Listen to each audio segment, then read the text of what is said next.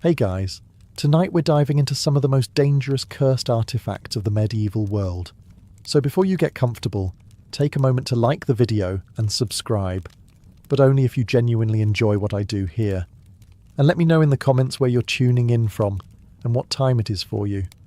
It's always fascinating to see how many history lovers and people avoiding sleep for questionable reasons gather here from around the world.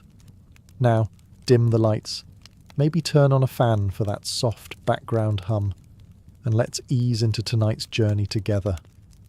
If there was one object capable of making medieval rulers completely abandon common sense, it was a crown. Not just any crown, of course.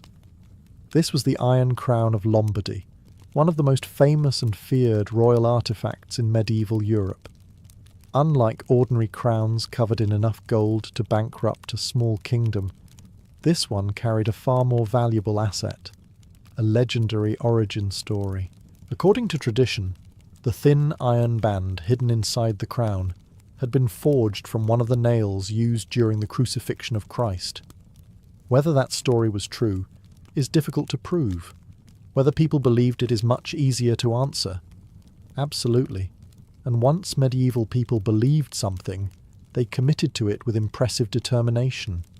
This was, after all, an age where a failed harvest, a comet, and an unusually aggressive goat could all be interpreted as divine messages.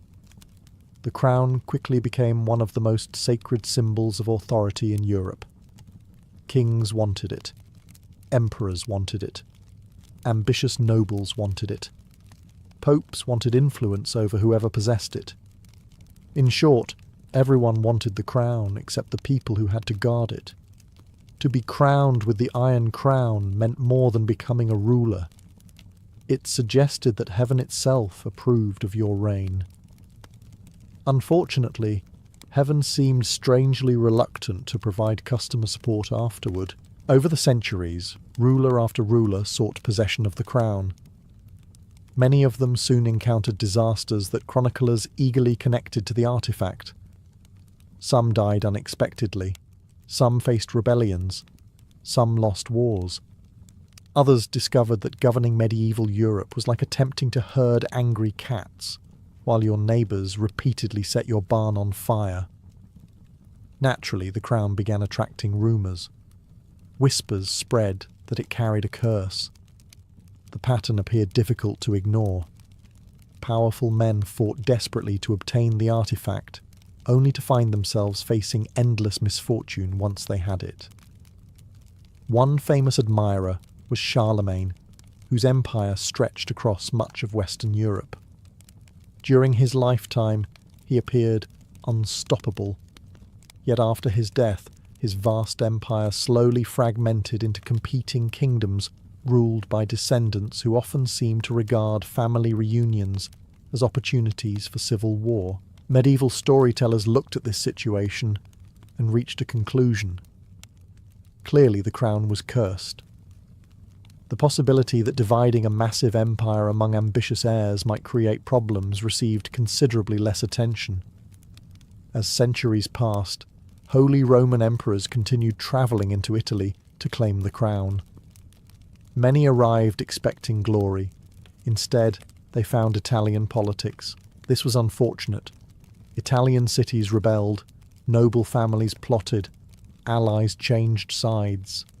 Assassinations occurred with alarming frequency. Trust was often treated as a temporary condition rather than a permanent virtue. For many rulers, obtaining the crown turned out to be the easiest part of the entire process. Keeping the throne was where the suffering began, and this is what made the Iron Crown such a perfect cursed artifact. Whenever a king won a victory, everyone praised his wisdom. Whenever he suffered a humiliating defeat, lost half his territory, and accidentally started 3 new wars, people glanced suspiciously at the crown. The artifact enjoyed perhaps the greatest arrangement in medieval history. It received all the credit for success and none of the responsibility for failure. By the late Middle Ages, the Iron Crown had become far more than a royal treasure. It was a symbol of ambition itself, an object that promised legitimacy, glory, and divine favour. Yet nearly everyone who pursued those rewards discovered the same uncomfortable truth. The crown did not create power. It simply attracted people who wanted too much of it. And if there was a curse hidden within the Iron Crown of Lombardy, it may not have been supernatural at all. The real curse was convincing generations of rulers that one more crown would finally solve all their problems. History suggests it mostly gave them new ones. If medieval Europe had one universal rule, it was this. Whenever a mysterious gemstone appeared, somebody would eventually decide it was cursed. The Emerald of St. Mark was one such treasure. According to legend, this remarkable green stone found its way into the vast collection of relics and treasures held by Venice. Over time, stories emerged claiming that the emerald had an ancient and troubling history. Some whispered that it had once belonged to pagan priests. Others insisted it came from a forgotten temple somewhere in the east. A few storytellers, never satisfied with ordinary explanations, claimed demons themselves had guarded it before humans acquired it. As usual, nobody could agree on the details. The curse, however, was easier to agree upon. Venice during the Middle Ages was one of the richest cities on earth. Merchant ships arrived daily carrying silk, spices, gold, jewels, and enough luxury goods to make the average European peasant wonder whether they were living on the same planet. The city became fabulously wealthy. It also became fabulously paranoid. When fortunes were won and lost overnight, people constantly searched for explanations. If a merchant suddenly became rich, God had blessed him. If he suddenly lost everything, perhaps a curse was involved. The emerald became connected to a surprising number of unfortunate events. A merchant family suffered financial collapse. The emerald was blamed. A nobleman's ships vanished during a storm. The emerald was blamed. A political rival died unexpectedly. The emerald was blamed. A seagull stole someone's lunch near the harbour. Given enough time, the emerald probably would have been blamed for that too. The gemstone's reputation grew stronger with every new story. Some claimed that owners experienced vivid nightmares after spending time near it. Others reported feelings of dread, anxiety, or unexplained illness. Of course, many wealthy Venetians were already surrounded by enemies, political intrigue, and business competitors who would happily ruin them for a modest profit. Such circumstances can occasionally produce anxiety without supernatural assistance. Yet the legends persisted. Part of the emerald's power came from its mystery. Nobody could fully explain where it had come from. The less people knew, the more imagination filled the gaps. And medieval imaginations were remarkably productive. This was the same era that occasionally solved unanswered questions by adding dragons. The truth is that Venice itself may have been the real curse. The city was a place of endless ambition. Merchants gambled fortunes. Politicians plotted constantly. Rivals watched one another with suspicion. Wealth brought influence, but influence attracted enemies. The emerald simply became a convenient symbol for all those dangers. Yet for centuries, people continued telling stories about the mysterious green stone. Because a cursed emerald is far more interesting than admitting that greed, jealousy, and politics were usually responsible for most disasters. And unlike cursed gemstones, those problems never went out of fashion. Few medieval artifacts inspired more fascination, fear, and outright obsession than the legendary Spear of Destiny. According to tradition, this was the very spear used by the Roman soldier Longinus to pierce the side of Christ during the crucifixion. If true, it would have been one of the most important relics in Christianity. If not true, it was still one of the most successful pieces of medieval marketing ever created. Over the centuries, Various rulers claimed to possess the spear. Each version came with impressive documentation, passionate defenders, and just enough mystery to keep arguments going for generations. And where there is mystery, a curse is rarely far behind. By the early Middle Ages, many believed the spear granted divine protection to whoever possessed it. Kings and emperors treated it as more than a relic. It was a symbol of legitimacy, power, and heavenly approval. The logic was simple. Own the spear, and God favours you. Lose the spear, and things may become complicated. Very complicated. One of the most famous owners was the Holy Roman Emperor Otto I. He carried the relic into battle and won spectacular victories. Chroniclers pointed to the spear as proof of divine support. Naturally, when rulers succeeded, the spear received credit. When rulers failed, explanations became more creative. As generations passed, stories accumulated. Some claimed no owner could be defeated while holding the spear. Others insisted disaster would strike the moment it left their possession.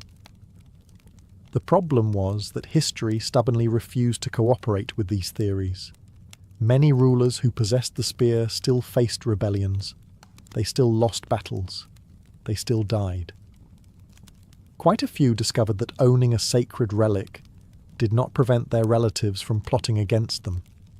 This was an unfortunate surprise for medieval monarchs, who often considered family members their most reliable source of future betrayal.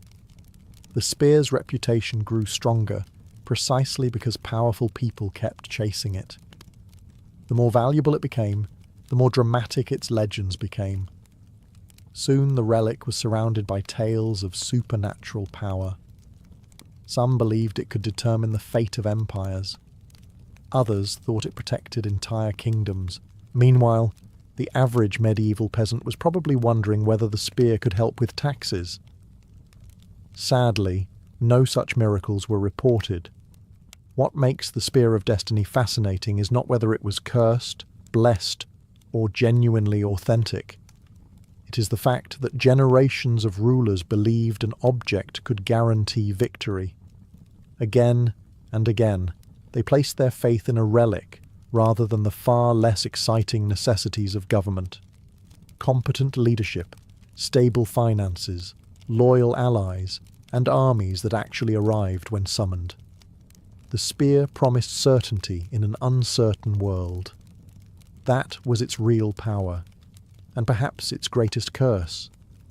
Because once people become convinced that a single object can solve all their problems, disappointment is usually only a matter of time. Not every cursed artifact was a jewel, a crown, or a sacred relic. Sometimes it was a book, which may not sound particularly threatening today. Most books spend their lives quietly sitting on shelves, occasionally being purchased with good intentions before joining a growing collection of unread companions. But in the Middle Ages, books were different. Books were rare. Books were expensive. Books contained knowledge that most people would never have access to. And some books were believed to contain knowledge that nobody should have access to. Stories circulated throughout medieval Europe about mysterious manuscripts filled with strange symbols, cryptic diagrams, forgotten languages, and instructions that supposedly revealed hidden secrets of the universe. Monks copied them. Scholars studied them. Church authorities occasionally worried about them. Everyone else made up increasingly alarming stories about them. One recurring legend involved books that could summon spirits or demons when certain passages were read aloud. Another claimed that some manuscripts revealed future events. Others supposedly contained magical formulas inherited from ancient civilizations. Naturally, these stories made the books even more popular. Human curiosity has always worked in predictable ways. Tell people a book contains dangerous forbidden knowledge, and they immediately want to read chapter 1. Some medieval scholars became obsessed with collecting rare texts. They travelled across Europe searching monastery libraries and noble collections for forgotten manuscripts. Occasionally they discovered genuinely valuable works. Occasionally they found books so confusing that later generations assumed supernatural forces must be involved. After all, if nobody understands what they're reading, magic becomes a surprisingly popular explanation. One famous category of feared manuscripts involved books of alchemy. These texts promised hidden wisdom, secret transformations, and occasionally the possibility of turning ordinary metals into gold. Thousands of intelligent people spent years chasing these mysteries. The results were mixed. Gold remained difficult to produce. Strange smells were considerably easier. As stories spread, certain manuscripts gained reputations for bringing misfortune to their owners. A scholar falls ill after studying a book. The book is cursed. A monastery burns down years after acquiring a manuscript. The book is cursed. A researcher spends 20 years trying to decode mysterious symbols and achieves absolutely nothing. The book is definitely cursed. Modern academics might call this normal research frustration. Medieval observers preferred darker explanations. Yet these legends reveal something fascinating about the medieval world. People feared knowledge almost as much as they desired it. Books represented power. Power could change lives, and anything powerful enough to transform a person's understanding of the world was also powerful enough to frighten them. That is why certain manuscripts became cursed artifacts, not because demons lived within their pages, but because knowledge itself can be unsettling, especially when the book seems to know more than you do, which, to be fair, describes most textbooks.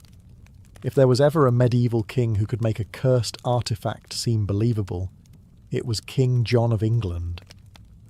Long before he became a favourite villain in Robin Hood stories, John had earned a reputation for bad decisions, political disasters, failed military campaigns, and arguments with nearly everyone he encountered. His reign was so chaotic that later generations often struggled to decide whether his problems were caused by bad luck, poor judgment, or divine punishment. Naturally, a cursed ring eventually entered the story. According to various legends that emerged after his death, a royal ring associated with King John carried misfortune wherever it went. Some claimed the ring had been blessed and then corrupted. Others insisted it had once belonged to a holy figure before falling into unworthy hands. The details changed from storyteller to storyteller. The disasters remained remarkably consistent. John inherited a powerful kingdom, but quickly found himself losing territory in France. Noble families grew restless. The church became furious with him. His treasury was constantly under pressure. At one point, he managed to anger the Pope himself. This was generally considered an ambitious mistake. Most people struggled to upset their neighbours. John expanded his efforts internationally. As his troubles multiplied, rumours spread that something dark followed him. The ring became an easy target. After all, blaming a cursed object is much simpler than explaining years of complicated political failures. The ring's sinister reputation only grew after John's death in 1216. Stories began connecting every setback to the artifact. A noble family inherited the ring and suffered financial losses. The ring was cursed. A landowner became involved in a bitter dispute. The ring was cursed. Someone misplaced important documents and spent 3 days searching for them. Given enough medieval chroniclers, the ring probably would have been blamed. What made the legend especially appealing was that it fit neatly into medieval ideas about morality. People wanted to believe that power obtained through greed or dishonour carried consequences. The ring became a symbol of that belief. Unlike magical swords or sacred relics, it represented something far more ordinary. temptation, a small object promising prestige and authority, the kind of treasure that could inspire jealousy, suspicion, and endless conflict. In reality, King John's troubles probably had less to do with curses and more to do with politics. Unfortunately for him, politics can sometimes look remarkably similar to a curse. Both tend to start with confidence and end with regret. By the late Middle Ages, the story of the ring had become part warning, part entertainment, and part moral lesson. And if the ring truly possessed supernatural power, it was remarkably selective. It never caused problems on its own. It merely seemed to find people already capable of creating plenty of problems without any assistance at all. Few medieval organizations attracted more legends than the Knights Templar. They began as a military order dedicated to protecting Christian pilgrims in the Holy Land. They ended as one of the richest, most powerful, and most mysterious institutions in medieval Europe. And whenever a wealthy organization suddenly collapses, people start asking questions. Lots of questions. More importantly, they start inventing answers. By the early 14th century, the Templars possessed castles, treasure, land, ships, and influence stretching across Europe. Kings borrowed money from them. Nobles respected them. Ordinary people viewed them with a mixture of admiration and suspicion. The order had become so successful that it eventually encountered one of history's most dangerous cursed artifacts, a heavily indebted king. King Philip IV of France owed enormous sums to the Templars. Conveniently, he also happened to control an army. In 1307, he ordered the arrest of Templars throughout France. Members of the order were accused of heresy, blasphemy, and a variety of shocking crimes. Many historians believe the accusations were largely political. Medieval politics occasionally displayed all the subtlety of a siege engine crashing through a wall. As the Templars were imprisoned and their order dismantled, a new mystery emerged. Where had their treasures gone? Some wealth was confiscated, some property was seized, but rumours quickly spread that the most valuable relics had disappeared before the arrests began. That was when the curse stories started. According to legend, the Templars had possessed sacred relics, mysterious artifacts, ancient treasures, and secret objects so powerful they could alter the fate of kingdoms. Anyone who searched for them was said to suffer misfortune. Treasure hunters vanished. Nobles lost fortunes. Explorers met untimely deaths. Failed expeditions became evidence of supernatural protection. Successful expeditions mysteriously failed to find anything, which, admittedly, is one of the safest ways for a curse to maintain its reputation. The most famous story involved the final Grand Master of the Order, Jacques de Molay. Before his execution, legend claims he cursed King Philip and Pope Clement V, summoning divine judgment upon them. Remarkably, both men died within a year. To medieval observers, this seemed highly suspicious. To modern observers, it sounds like the 14th century simply continued being the 14th century. Nevertheless, the curse endured. For centuries, treasure hunters searched for lost Templar relics hidden beneath castles, buried in forests, concealed in churches, or transported to distant lands. Most found disappointment. A few found empty wallets, and some discovered the timeless truth that searching for legendary cursed treasure is rarely as profitable as the legends suggest. The greatest Templar curse may not have been supernatural at all. It was convincing generations of people that the treasure was still waiting just around the next corner. Among the countless relics displayed in medieval churches, monasteries and cathedrals, few inspired as much unease as the mysterious object known in later legends as the Black Reliquary of Prague.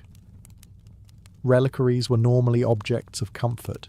They contained the bones of saints, fragments of holy garments, or other sacred items believed to connect the faithful to heaven. Pilgrims travelled enormous distances just to glimpse them. The Black Reliquary was different. People visited it out of devotion. They left with questions. According to various medieval stories, the reliquary appeared unusually dark, decorated with blackened metal and strange carvings that seemed older than the object itself. Some claimed it contained the remains of a forgotten saint. Others believed its contents had been misidentified centuries earlier. A few whispered that nobody truly knew what rested inside. And as every medieval storyteller understood, uncertainty is the fertile soil in which curses thrive.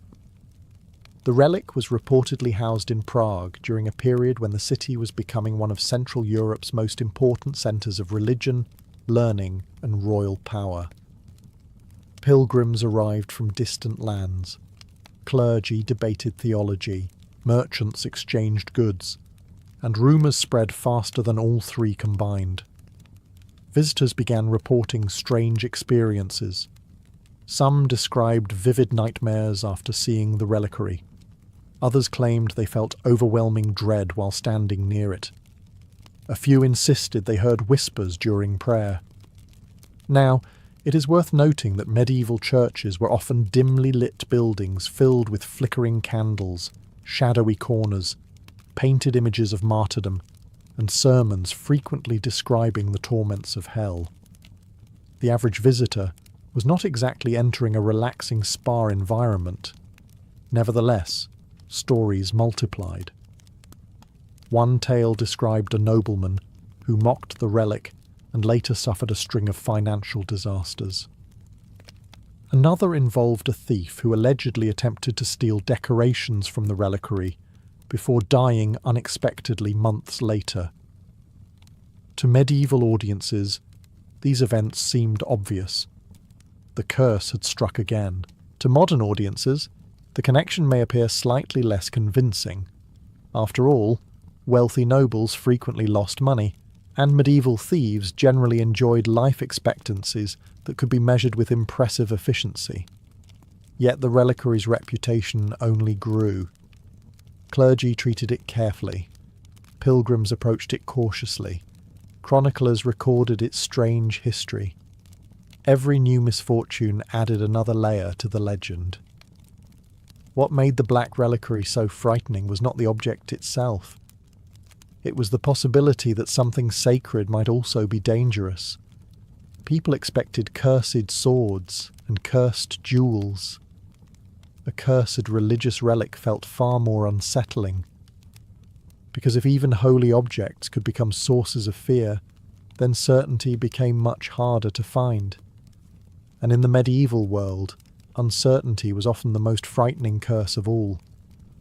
At least until someone discovered another suspicious artifact and started the entire process again.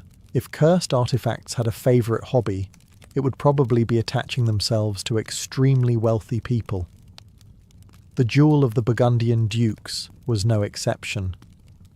During the late Middle Ages, the Duchy of Burgundy became one of the richest and most powerful states in Europe. Its rulers possessed magnificent palaces, enormous wealth, and enough political influence to make kings nervous. This was an impressive achievement.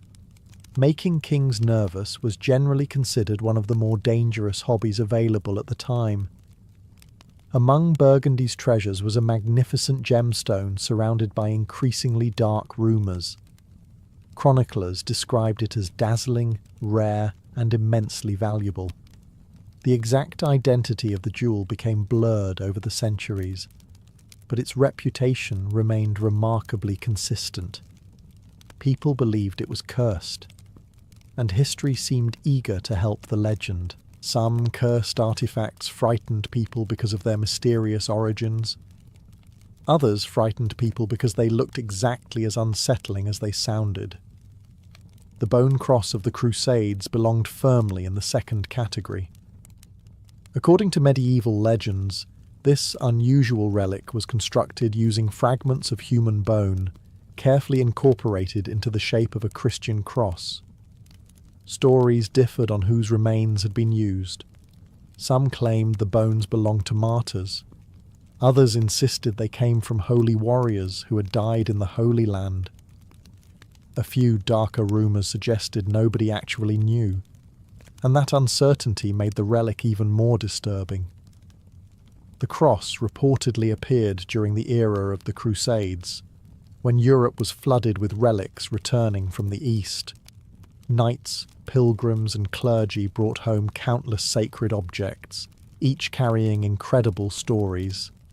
Some were genuine, some were questionable, and some would have required enough pieces of the true cross to construct an entire forest. Authenticity was occasionally treated as a flexible concept. The bone cross quickly gained a reputation unlike any ordinary relic. Soldiers carried it into battle seeking divine protection. Commanders displayed it before armies. Pilgrims prayed before it.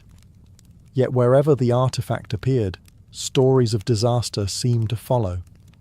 One crusading force suffered devastating losses shortly after carrying the cross into battle. The relic was blamed.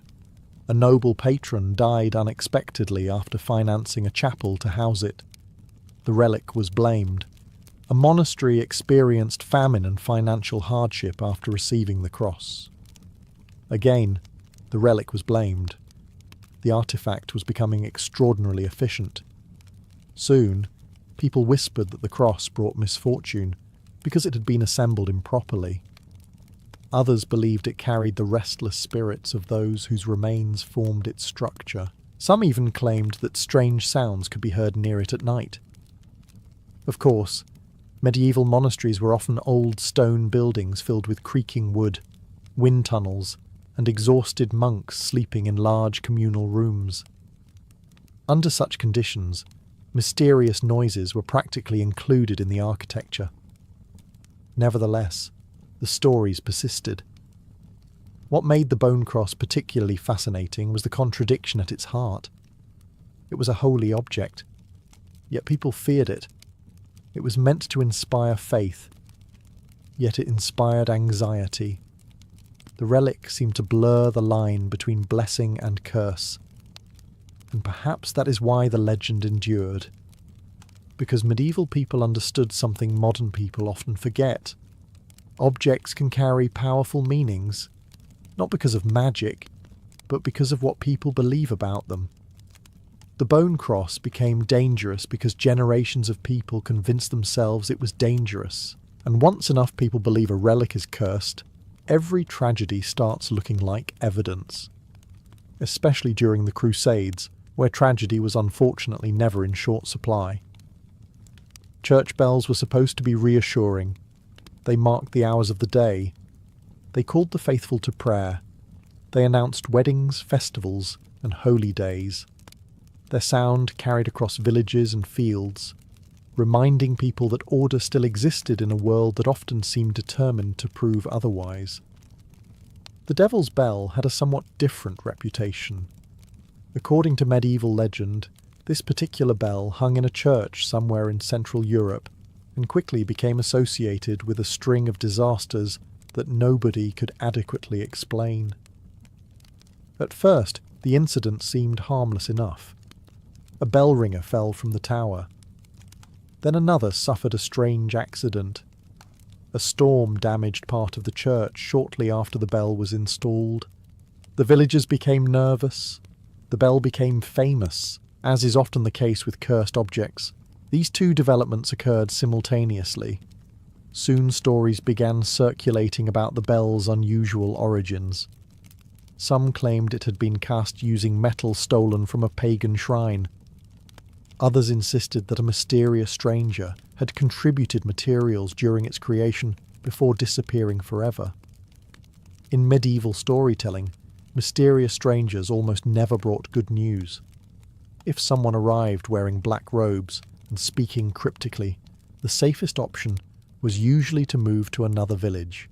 The bell's reputation grew with every passing year. Whenever it rang before a storm, people remembered. Whenever it rang and nothing happened, people forgot. This is one of the great advantages enjoyed by cursed artifacts. They are rarely required to explain their mistakes. One of the most popular legends claimed that the bell occasionally rang on its own. No one touched the ropes, no wind moved the clapper, yet the bell sounded across the countryside. To frightened villagers, this was proof that dark forces were at work. To modern observers, it sounds suspiciously like the sort of thing that happens when giant metal objects hang hundreds of feet in the air for decades. But medieval people preferred more exciting explanations. Another tale described a priest who openly mocked the bell's reputation. Shortly afterward, he became seriously ill. The connection seemed obvious. The curse had struck. The possibility that medieval illnesses occasionally occurred without supernatural involvement received remarkably little attention. Over time, the Devil's Bell became less famous for what it actually did, and more famous for what people imagined it could do. That is often how curses work. Fear grows larger than the object itself. A simple church bell became a symbol of danger, mystery, and divine warning. And yet, perhaps the most frightening thing about the Devil's Bell was not the possibility that demons rang it. It was the possibility that ordinary people, hearing a bell in the night, could convince themselves that they were hearing something far worse. Because once fear takes hold, the human imagination can be louder than any bell ever cast. Among all the cursed artifacts of the medieval world, few were as unsettling as a mirror. After all, a sword can wound you, a jewel can be stolen, a crown can start a war. But a mirror knows things. At least, that was the fear. The legendary mirror of Melisande was supposedly associated with Queen Melisande of Jerusalem, one of the most powerful women of the Crusader states. Whether the artifact truly belonged to her remains uncertain, but that did little to stop centuries of rumours from attaching themselves to the object. According to legend, the mirror was beautifully crafted, framed in silver, and decorated with intricate designs from both Europe and the East. It was said to be mesmerizing. It was also said to be cursed. The first stories claimed that the mirror revealed betrayal. Not immediately, of course. That would have been useful. Instead, people supposedly glimpsed strange reflections, fleeting shadows, or faces appearing where they should not have been. Some owners claimed they saw enemies standing behind them. Others reported seeing loved ones who had already died. Several claimed they saw their own future. This rarely improved their mood. As the stories spread, nobles became fascinated by the artifact. And like many cursed objects, the mirror's appeal seemed directly proportional to the danger surrounding it. The more terrifying the stories became, the more people wanted to look into it. Human beings have maintained this habit for centuries. Put a sign saying, "Do not enter," on a door, and someone immediately begins wondering what is inside. One medieval lord allegedly spent hours staring into the mirror each night, searching for hidden messages.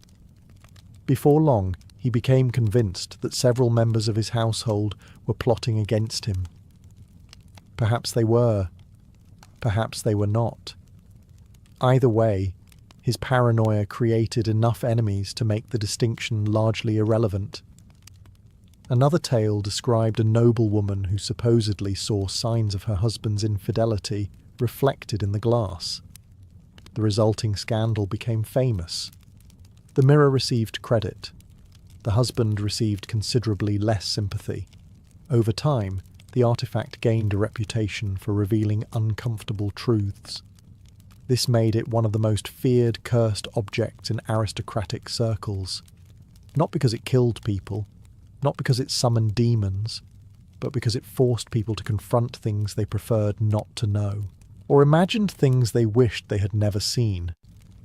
The distinction became difficult to maintain.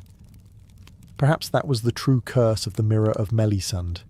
Not supernatural visions, not dark magic, simply uncertainty. Because once a person begins doubting what they see, every reflection becomes suspicious. And in medieval courts, where conspiracies, betrayals and rivalries were already common, that was more than enough to create disaster. Sometimes the most dangerous cursed artifact is not the one that changes reality. It is the one that changes how people see it. Few medieval artifacts managed to combine religion, luxury, death, and deeply questionable dinner party decisions, quite like the skull chalice. According to legend, this ornate drinking vessel was crafted from a human skull, carefully decorated with silver, gold, and precious stones. Depending on who told the story, the skull belonged to a saint, a martyr, a defeated enemy, or a particularly unfortunate nobleman who discovered that dying was only the beginning of his involvement in the tale. Naturally, people argued endlessly about its origins. They agreed on one thing: the chalice was cursed. The artifact supposedly appeared in various noble collections throughout medieval Europe. Wealthy lords displayed it proudly during feasts, regarding it as a symbol of power and prestige, because apparently a normal gold cup was simply not dramatic enough. Guests would gather around candle-lit tables while servants carried enormous platters of food through crowded halls. Wine flowed freely, musicians played, and eventually someone would produce the skull chalice. At that point, the atmosphere generally became much more interesting. Some stories claimed that anyone who drank from the vessel would suffer terrible misfortune within a year. Others insisted the curse only affected dishonest people. This was a useful arrangement. Whenever something bad happened, the victim could be accused of secret wrongdoing.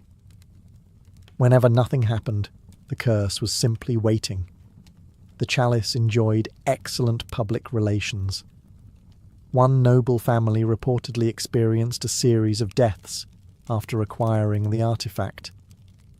The curse was blamed. A lord lost a legal dispute over valuable land. The curse was blamed. A lavish feast ended with several guests becoming violently ill. The curse was blamed. The possibility that medieval food preservation occasionally had room for improvement was rarely discussed. Refrigeration was not among the great achievements of the Middle Ages. As the stories spread, the skull chalice developed a reputation for exposing greed. Many legends followed a familiar pattern. A wealthy noble obtains the chalice. He becomes obsessed with owning it. Disaster follows. The moral lesson was difficult to miss. Medieval storytellers loved reminding audiences that excessive pride eventually leads to trouble, preferably expensive trouble. What makes the skull chalice fascinating is that it embodied several medieval fears at once: death, ambition, vanity, and the uneasy belief that sacred things should not be treated as decorations. Whether the artifact was genuinely cursed hardly mattered. People believed it represented a dangerous crossing of boundaries. The dead were meant to rest. Holy objects were meant to be respected. Wine cups were meant to be considerably less unsettling. By the end of the Middle Ages, the skull chalice had become one of the most infamous cursed artifacts in folklore. A perfect reminder that some collectibles are best left out of the dining room, especially the ones that may once have been using it. Hidden within a remote monastery, far from crowded cities and royal courts, there was said to be an object unlike any other. It was not made of gold. It was not covered in jewels. It possessed no elaborate decorations. In fact, according to the legends, it was simply a dark stone, and that simplicity somehow made it even more frightening. The black stone of the monastery first appeared in stories told by pilgrims travelling across medieval Europe. Descriptions varied, but most agreed that the stone was unusually smooth, almost unnaturally black, and seemed older than anyone could explain. The monks guarding it offered few answers, which naturally encouraged people to invent their own. Some claimed the stone had fallen from the sky. Others believed it had been discovered in the ruins of an ancient pagan temple. A few insisted it had been carried by saints during the earliest days of Christianity, and the more mysterious its origin became, the more powerful the legends surrounding it grew. Pilgrims travelled hundreds of miles to see the artifact. Many arrived hoping for blessings. Some hoped for healing. Others simply wanted to witness something extraordinary. After all, medieval entertainment options were somewhat limited. A mysterious stone with supernatural powers was considerably more exciting than watching your neighbour argue about sheep for the third consecutive day. The trouble began when stories of misfortune started appearing. One legend told of a thief who attempted to steal the stone during the night. According to the tale, he escaped the monastery successfully. Unfortunately, he became lost in the wilderness, suffered a series of accidents, and eventually returned the artifact in terror. The curse was blamed. Another story described a nobleman who tried to force the monks to surrender the stone. Within months, he allegedly lost money, influence, and political allies. The curse was blamed again. At this point, the stone was developing an impressive reputation for protecting monastery property, almost suspiciously impressive. Monks may not have possessed large armies, but a well-publicised curse could be remarkably effective security. Who needs guards when potential thieves believe supernatural punishment is included free of charge? As the centuries passed, the black stone became a symbol of divine mystery. People feared it. People respected it. Most importantly, people left it alone. Which was probably exactly what the monks wanted. Whether the stone truly possessed supernatural powers remains unknown, but its story reveals something important about the medieval world. People did not always fear what they understood. They feared what they could not explain. A dark stone with no clear origin could become anything in the imagination of those who encountered it. A blessing, a warning, a miracle, or a curse. And sometimes, uncertainty is the most powerful magic of all. Of all the cursed artifacts whispered about during the Middle Ages, none inspired more greed, fear, and bad decisions than the treasure of the dead king. Unlike the relics and objects we've discussed so far, this was not a single artifact. It was an entire collection. According to legend, somewhere beneath an ancient royal tomb lay a vast treasure buried alongside a long-forgotten king. Gold crowns, jewelled swords, silver vessels, precious gems, and sacred relics were all said to rest beside him. The problem was that the treasure supposedly came with a curse, a very enthusiastic curse.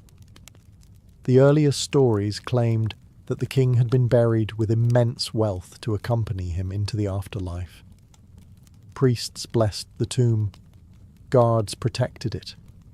Oaths were sworn to ensure the burial would never be disturbed. Naturally, this only made people want to disturb it more. Human beings have always had a complicated relationship with warnings. Tell someone a treasure is protected by a terrible curse, and roughly half the population immediately begins planning an expedition. Over the centuries, countless treasure hunters allegedly searched for the burial site. Most failed to find it. Some disappeared. Others suffered accidents. Several lost fortunes financing their searches. The curse received credit for all of it. One famous tale described a nobleman who became obsessed with locating the king's tomb. He spent years funding excavations, hiring guides, and purchasing ancient maps.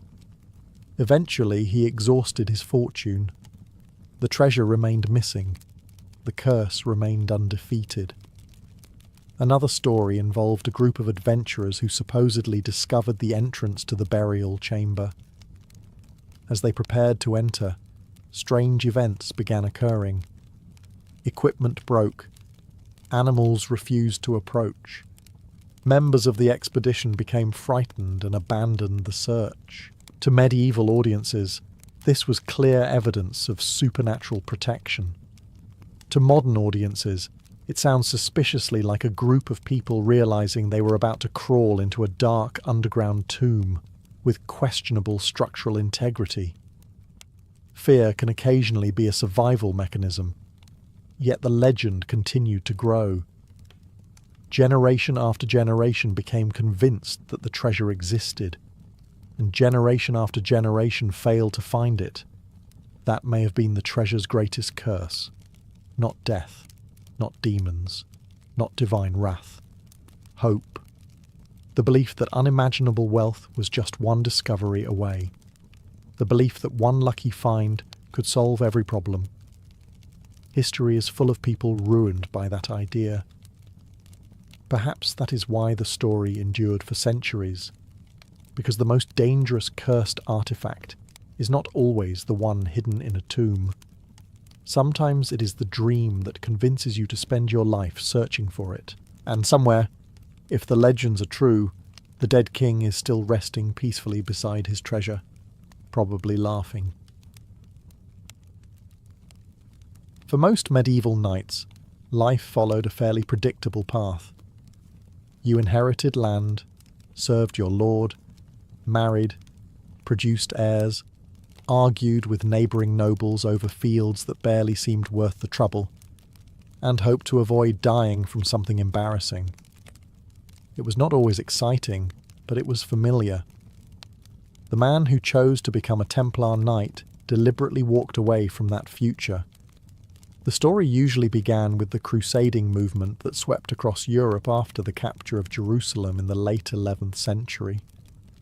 News travelled slowly in the medieval world, but stories of the Holy Land spread remarkably far. Pilgrims returned with tales of sacred places, dangerous roads, and warrior monks who protected travellers from bandits and raiders. These warrior monks belonged to a relatively new organisation known as the Poor Fellow Soldiers of Christ and of the Temple of Solomon. Their name was long enough to discourage casual conversation, so most people simply called them the Templars. To many young noblemen, the order seemed almost legendary. The Templars fought in battle like professional soldiers. They lived under religious vows like monks. They served a cause believed to be greater than any individual kingdom. In an age obsessed with faith, honour and warfare, it was difficult to imagine a more prestigious calling. Yet the reality was far less glamorous than many recruits expected. The Templars owned no personal property. They followed strict rules governing nearly every aspect of daily life. Their clothing, meals, sleeping arrangements and behaviour were carefully regulated. Individual ambition was discouraged. Personal comfort ranked somewhere between unimportant and completely irrelevant. Before a man could even request admission, he had to confront a difficult truth. Joining the order meant surrendering much of what medieval society valued. Marriage would be forbidden. Personal wealth would disappear into the order. Future children would never exist. Family estates would pass to someone else. A man who entered the Templars effectively died to his former life while remaining physically alive. For some families, this decision created tension.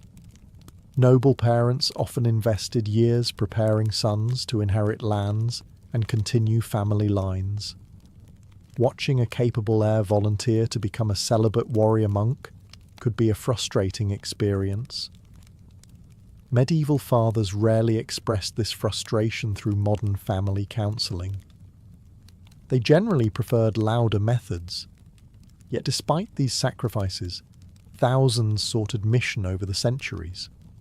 Some were driven by genuine religious devotion. Others sought redemption for past sins. Some hungered for adventure. Many were motivated by a mixture of all three. Whatever his reason, the aspiring recruit soon discovered that wanting to become a Templar was not enough. The order would decide whether he was worthy, and that examination was about to begin. Deciding to become a Templar Knight was the easy part. The difficult part was convincing the Templars themselves. Unlike many noble positions in medieval Europe, admission into the order could not simply be purchased. Wealth helped in life, as it usually does, but the brothers were far more interested in whether a man could survive within their strict system.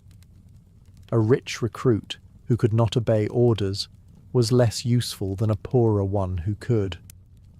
The process often began when a candidate approached a Templar house and announced his desire to join. This was not treated as exciting news. No bells rang, no celebrations followed. Nobody handed him a white cloak and congratulated him on becoming part of history. Instead, the brothers immediately began looking for reasons to reject him. The order needed trustworthy men. Their castles, treasure houses, military plans, and distant outposts depended on mutual confidence. A dishonest recruit could create problems stretching from England to Jerusalem. The questioning, therefore, became surprisingly thorough. Was the candidate married? Did he owe money? Had he made promises to another religious order? Was he joining freely, or was someone forcing him? Did he suffer from any serious illnesses he was trying to hide? The Templars wanted answers to everything. Marriage represented one of the biggest obstacles. A married man generally could not become a full Templar Knight because the order required complete dedication. The brothers did not want members worrying about wives, children, inheritances, or family disputes while stationed hundreds of miles away in a frontier fortress. Debt created another problem. Imagine a creditor arriving at a Templar castle demanding repayment from a newly admitted knight. The brothers preferred to avoid such awkward situations entirely. Even social status mattered. Most knight brothers came from noble families because becoming a mounted warrior required expensive training, armour, weapons, and horses. Years of preparation were necessary. You could not simply wake up one morning, borrow a sword, and announce that you were now a professional crusader, at least not successfully. The order also watched for motivation. Some applicants arrived seeking spiritual salvation. Others genuinely wanted to protect pilgrims. A few probably imagined dramatic battlefield heroics, cheering crowds, and eternal fame. The Templars tended to be suspicious of that last group. They understood something many young recruits did not. Life inside the order was usually far more discipline than glory, more prayer than heroics, more obedience than adventure. And before a candidate could learn that lesson firsthand, he would face the most important meeting of his life, the secret admission ceremony. If a candidate survived the initial scrutiny, he was invited to participate in one of the most important and mysterious moments of his life, the Templar admission ceremony. Unlike many medieval religious ceremonies, this event took place behind closed doors. Only members of the order were allowed to attend. This secrecy later caused enormous trouble for the Templars. Over the centuries, rumours multiplied.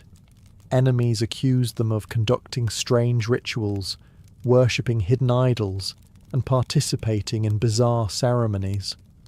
Most of these accusations appeared long after the events themselves, usually from people who had never witnessed a Templar reception. The actual ceremony was much less dramatic than the rumours suggested. What made it powerful was not mystery, but commitment. The candidate entered a gathering of Templar brothers and formally requested admission. This was often not the first time he had asked.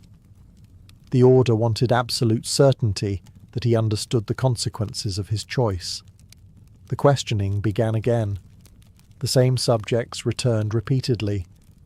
Were you married? Did you owe money? Were you bound by promises elsewhere? Were you physically capable of serving? Had you hidden any information from the order? To a modern observer, the process might seem repetitive.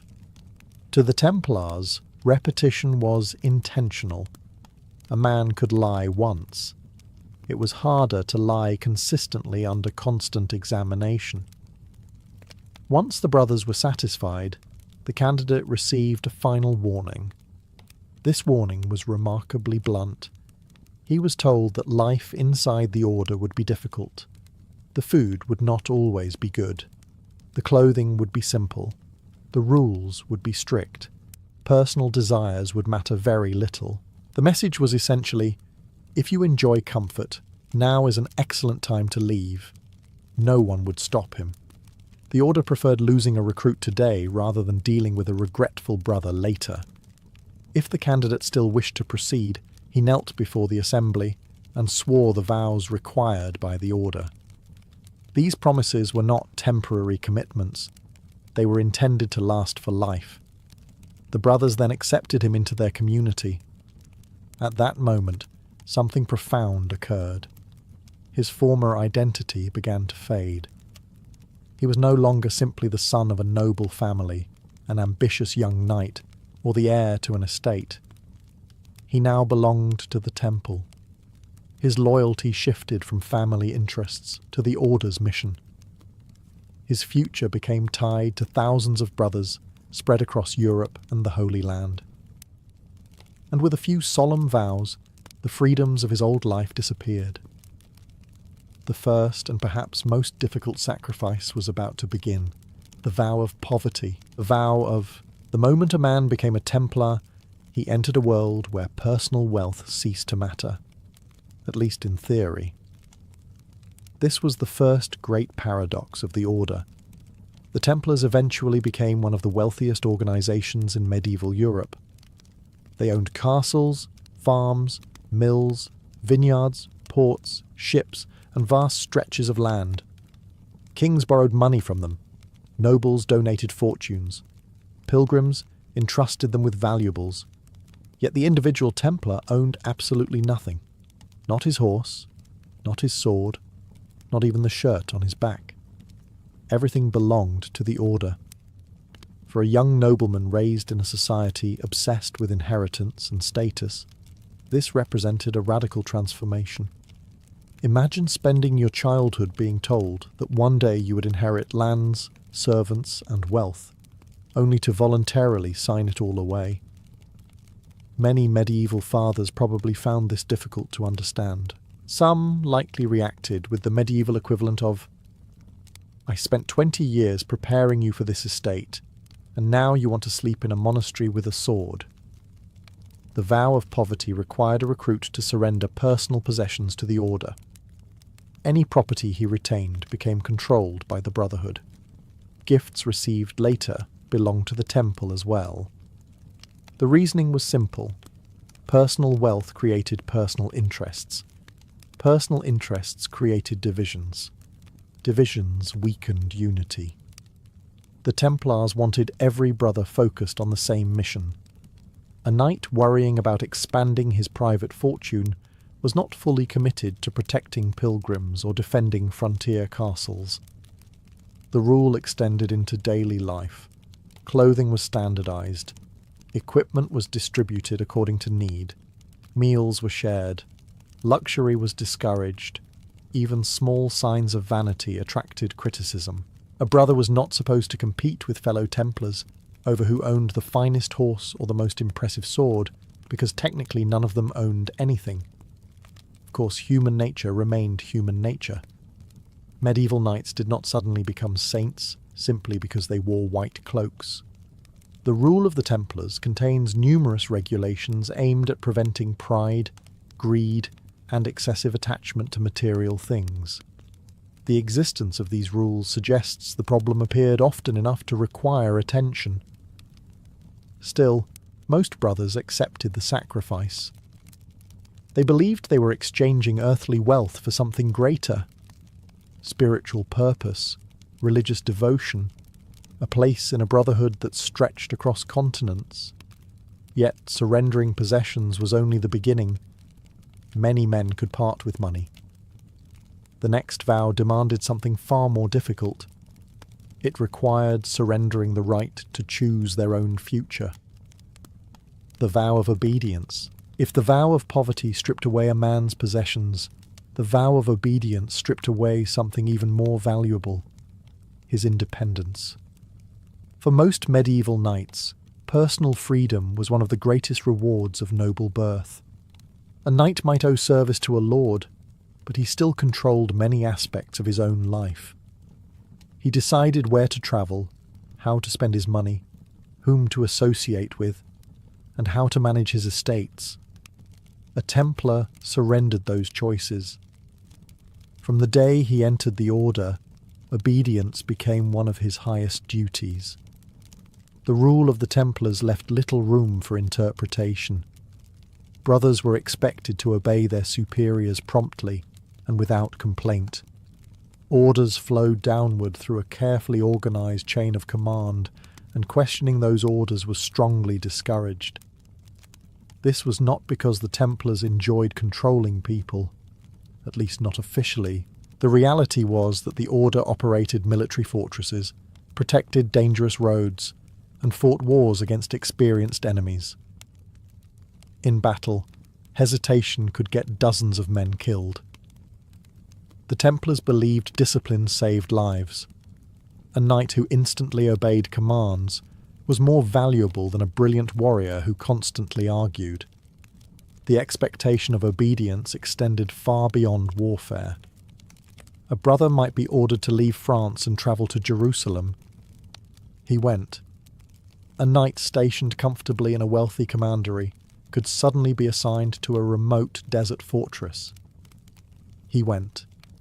A brother hoping to remain near family might receive orders sending him hundreds of miles away.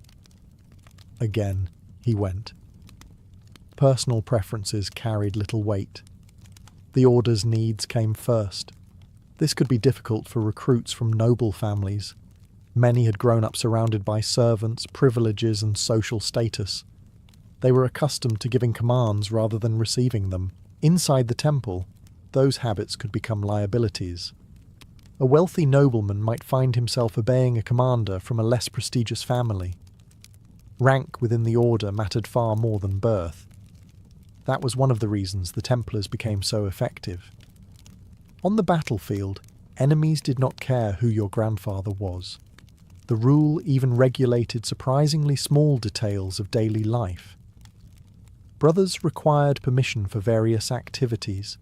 Meals followed schedules. Travel followed orders. Daily routines followed established procedures. To modernize, it could appear restrictive. To the Templars, it created unity. Thousands of men spread across Europe, and the Holy Land could function as a single organization because they accepted the same discipline. Yet even obedience had limits. There remained one final vow that many recruits found the most challenging of all. Because unlike wealth or freedom, this sacrifice touched one of humanity's oldest desires, the vow of chastity. Of all the sacrifices required to become a Templar knight, none was more personal than the vow of chastity. Poverty affected possessions. Obedience affected freedom. Chastity affected an entire future. The moment a man entered the order, he gave up any possibility of marriage, children, or romantic relationships. For the rest of his life, he was expected to devote himself entirely to God and the mission of the temple. This was no small demand in medieval society. Family stood at the centre of noble life. Alliances were built through marriage. Estates passed through bloodlines. Dynasties rose and fell based on who married whom. For a nobleman, producing heirs was often considered one of his primary responsibilities. The Templars asked him to abandon that responsibility completely. No wife, no children, no descendants carrying his name into the future. When a knight joined the order, his family line effectively ended with him. The reasoning behind the vow was both religious and practical. The Church taught that celibacy allowed a man to focus more fully on spiritual matters. The Templars adopted this belief, arguing that a brother should dedicate all his attention to God rather than dividing his loyalties between faith and family. There was also a military advantage. A knight defending a castle under siege could not worry about a wife waiting at home. A commander sent to a dangerous frontier could not refuse because of family obligations. The order wanted complete commitment. Anything less was considered a distraction. The rule of the Templars reflected this concern with remarkable seriousness. Brothers were forbidden from being alone with women whenever possible. Contact with female relatives was limited. Even seemingly harmless interactions could attract scrutiny. Modern readers often find some of these regulations excessive. The Templars clearly believed temptation was best defeated by avoiding situations that might create it. Their solution was straightforward. If a problem could potentially occur, create a rule against it. Then create another rule to enforce the first rule. Then perhaps a third rule, just to be safe. This approach appears frequently throughout medieval history. Of course, the vow was not always easy to uphold. The Templars were human beings, not statues carved from stone. They experienced the same desires and emotions as everyone else.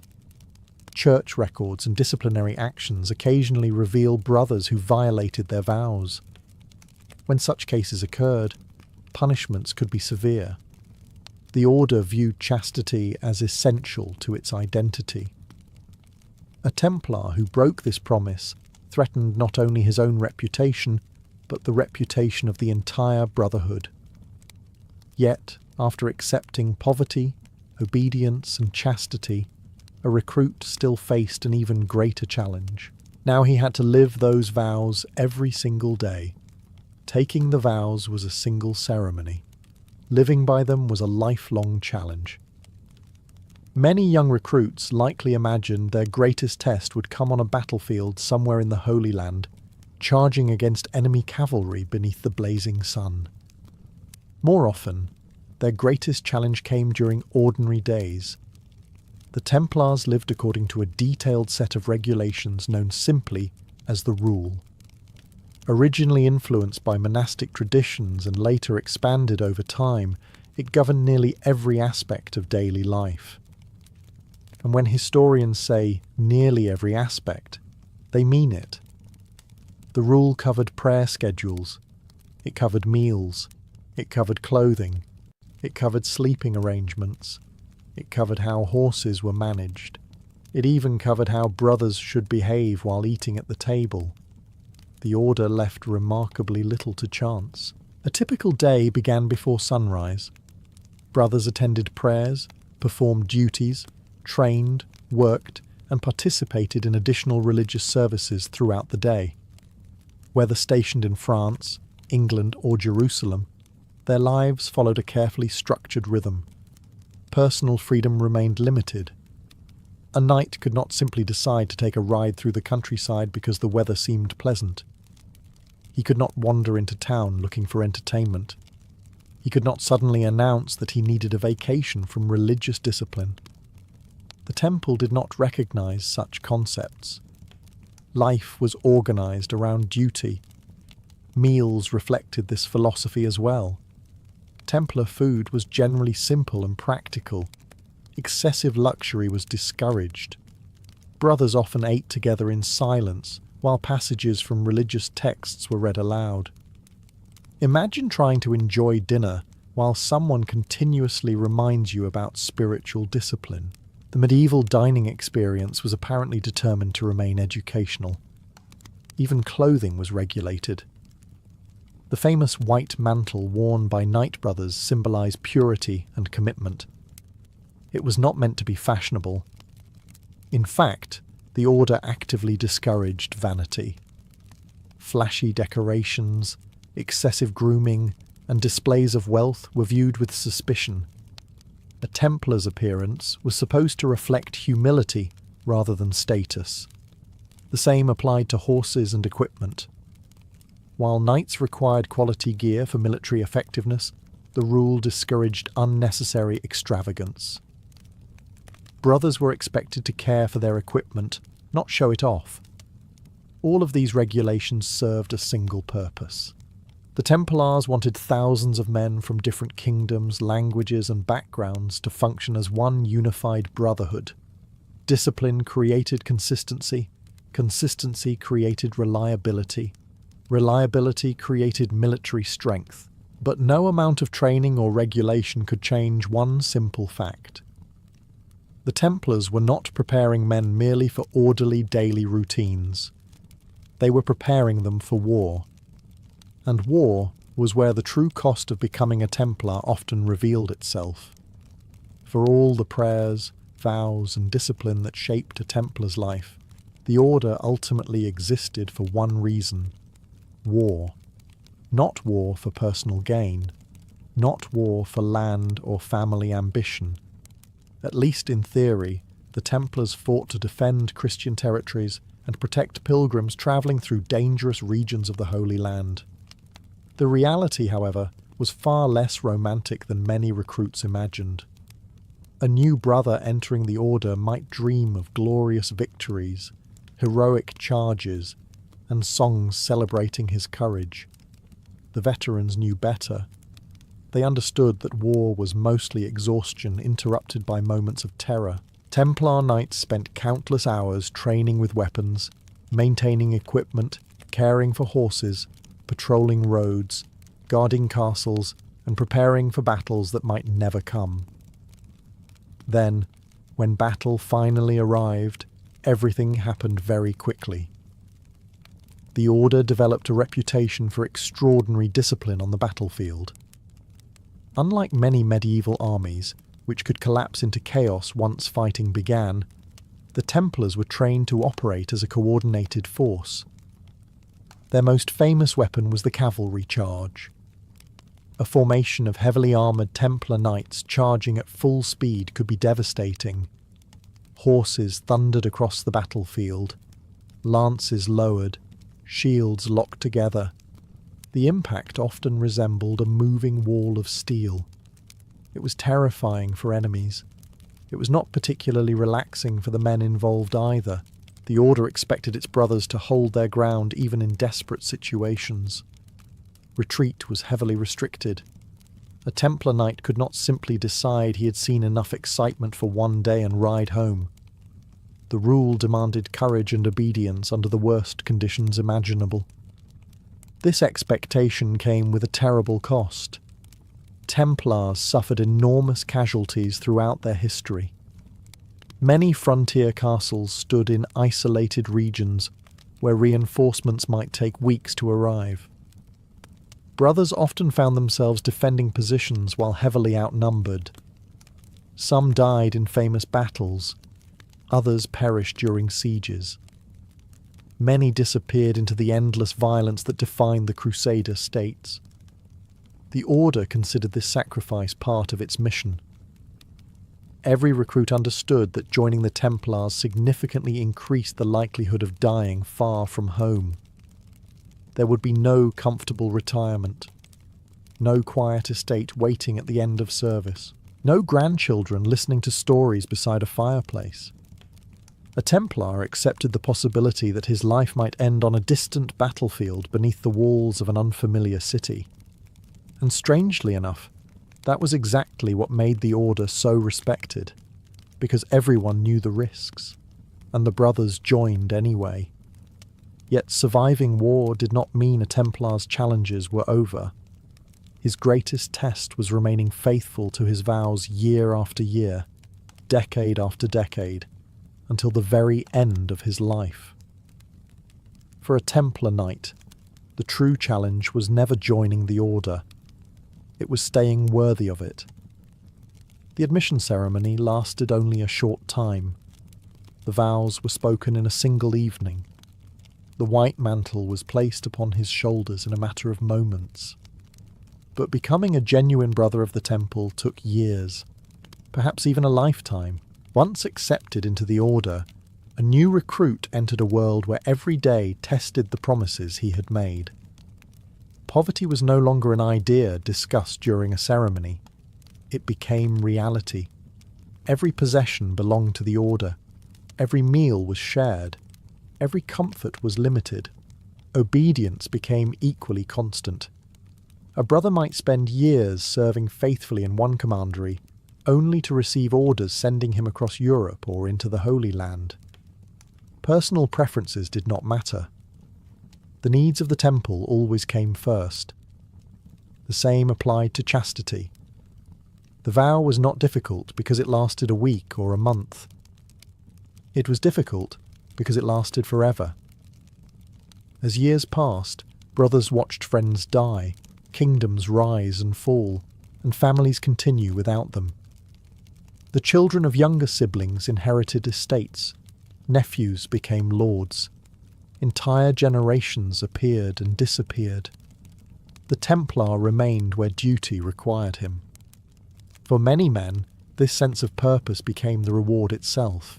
The order provided something rare in the medieval world, a life dedicated to a single mission. A Templar knew exactly who he was, what he served, and what was expected of him. Before an Ottoman couple could become engaged, before gifts were exchanged, before families gathered for formal visits, and certainly before wedding celebrations filled the streets with music and food, one important question had to be answered. Who was going to marry whom? For most people in the Ottoman Empire, marriage was not simply a matter of personal attraction. It was a family decision, a social arrangement, and sometimes an economic partnership all at once. Two individuals were marrying, but so were two households, two reputations, and occasionally two carefully calculated sets of expectations. The process usually began with the groom's family. More specifically, it began with the women of the family. A young man's mother, sisters, aunts, and older female relatives became unofficial matchmakers. They quietly searched for suitable candidates within their community. Unlike modern dating applications, which somehow allow people to reject one another based on favourite pizza toppings, Ottoman matchmaking focused on rather different criteria. Character mattered, family reputation mattered, religious devotion mattered, household skills mattered.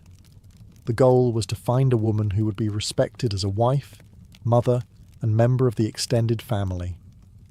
Information travelled through neighbourhoods surprisingly quickly. Women exchanged news during visits, market trips, celebrations, and social gatherings. Through these conversations, families learned who had a daughter of marriageable age, which households enjoyed good reputations, and which families might be suitable matches. Not every household received equal consideration. Families often preferred spouses from similar social backgrounds. Merchants frequently looked among merchant families. Artisans often preferred connections with other respected artisans. Wealthy households generally paid attention to wealth. This tendency is hardly unique to Ottoman history. Humans have spent thousands of years claiming money is not important, while simultaneously asking detailed questions about it. Once a potential bride was identified, discreet inquiries began. The groom's relatives wanted to know everything. Was she known for kindness? Was she hard-working? Did she manage household responsibilities well? How did neighbours speak about her family? A poor reputation could end negotiations before they ever started. A good reputation, meanwhile, could make a family highly sought after. The young woman herself was often observed carefully during social occasions, family gatherings, or community events. Direct courtship remained limited in many Ottoman communities, meaning relatives played a major role in gathering information. Only after weeks or even months of quiet investigation would a family decide whether to take the next step. If they liked what they learned, a formal visit would be arranged. And that visit marked the true beginning of the engagement process. Once the groom's family believed they had found a suitable bride, the next stage began. The formal visit. This was one of the most important moments in the entire engagement process because it transformed private interest into a public possibility. Up until now, everything had happened quietly. Relatives gathered information, neighbours exchanged opinions, and families considered their options. Now people had to meet. Traditionally, the groom's mother played a central role. Along with female relatives, she would visit the home of the young woman and her family. These visits were conducted with great politeness because everyone understood the delicate nature of the situation. Nobody wanted to appear too eager. Nobody wanted to appear uninterested either. As a result, Ottoman marriage negotiations often unfolded through a careful dance of courtesy, indirect language, and social etiquette. The visiting women observed everything. And when historians say everything, they mean everything. The condition of the home, the behaviour of family members, the manners of the young woman, how she spoke, how she moved, how she treated guests. The future bride was not expected to deliver a speech or defend a thesis on household management. Instead, she was judged through everyday interactions. Could she carry herself with dignity? Did she appear respectful? Did she demonstrate good upbringing? These details mattered enormously. Meanwhile, refreshments were usually served. Coffee became especially important during later Ottoman centuries. A simple cup of coffee could accompany discussions that might determine the future of two families. No pressure, of course. Just your entire future being quietly evaluated while everyone pretended they were discussing ordinary matters.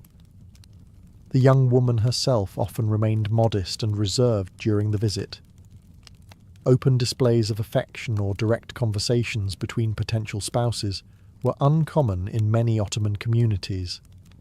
This was not a romance conducted through dramatic declarations. It was a process built upon family approval and social reputation. The bride's family also evaluated the visitors. Marriage negotiations worked both ways. The groom's household needed to prove its respectability as well. A wealthy family with a terrible reputation could be less attractive than a modest family known for honesty and good character. By the end of the visit, no final decision was usually announced. That would have been far too simple. Instead, families returned home to discuss what they had seen and heard. Opinions were exchanged. Relatives debated. Concerns were raised. If both sides remained interested, another meeting would follow. And during that next stage, the conversation would move beyond impressions and politeness. It would become a discussion about whether the marriage should actually happen. If the first visit went well, the process moved into far more serious territory. The families were no longer simply gathering impressions. Now they had to decide whether a marriage should actually take place. This stage was known as the formal request for the bride's hand. In Ottoman society, this was one of the most significant moments before an engagement. A family could spend weeks or even months considering a match, but eventually someone had to ask the question directly. The groom's family would arrange another visit to the bride's home. Unlike the earlier meeting, this gathering carried a very specific purpose. Everyone present understood why they were there. Nobody needed to pretend the visit was merely social. The groom's father, senior male relatives, and respected family members often participated alongside female relatives. Age and experience carried considerable weight in Ottoman culture, so older family members frequently led the discussion. After the usual greetings and hospitality, the formal request was made. Traditionally, the groom's family would ask the bride's parents for permission to marry their daughter.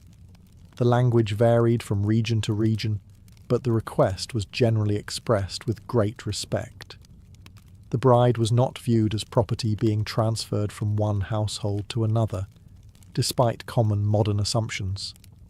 under Islamic law, a woman retained important legal rights regarding marriage, property, and inheritance. Nevertheless, family approval remained enormously influential. Marriage affected the entire household, and parental involvement was expected. Interestingly, the bride's family often did not immediately accept the proposal, even if they fully approved. In many communities, custom encouraged a degree of hesitation. An immediate acceptance could appear too eager. Families sometimes declined once or twice before agreeing later, allowing everyone to demonstrate dignity and proper restraint. To modern observers, this may seem unnecessarily complicated. To Ottoman families, it was part of good manners. Historical court records and personal accounts suggest that reputation and honour often mattered as much as the actual answer itself. The discussions extended beyond simple approval. Families considered practical questions. Would the groom be able to support a household? Did both families share similar values?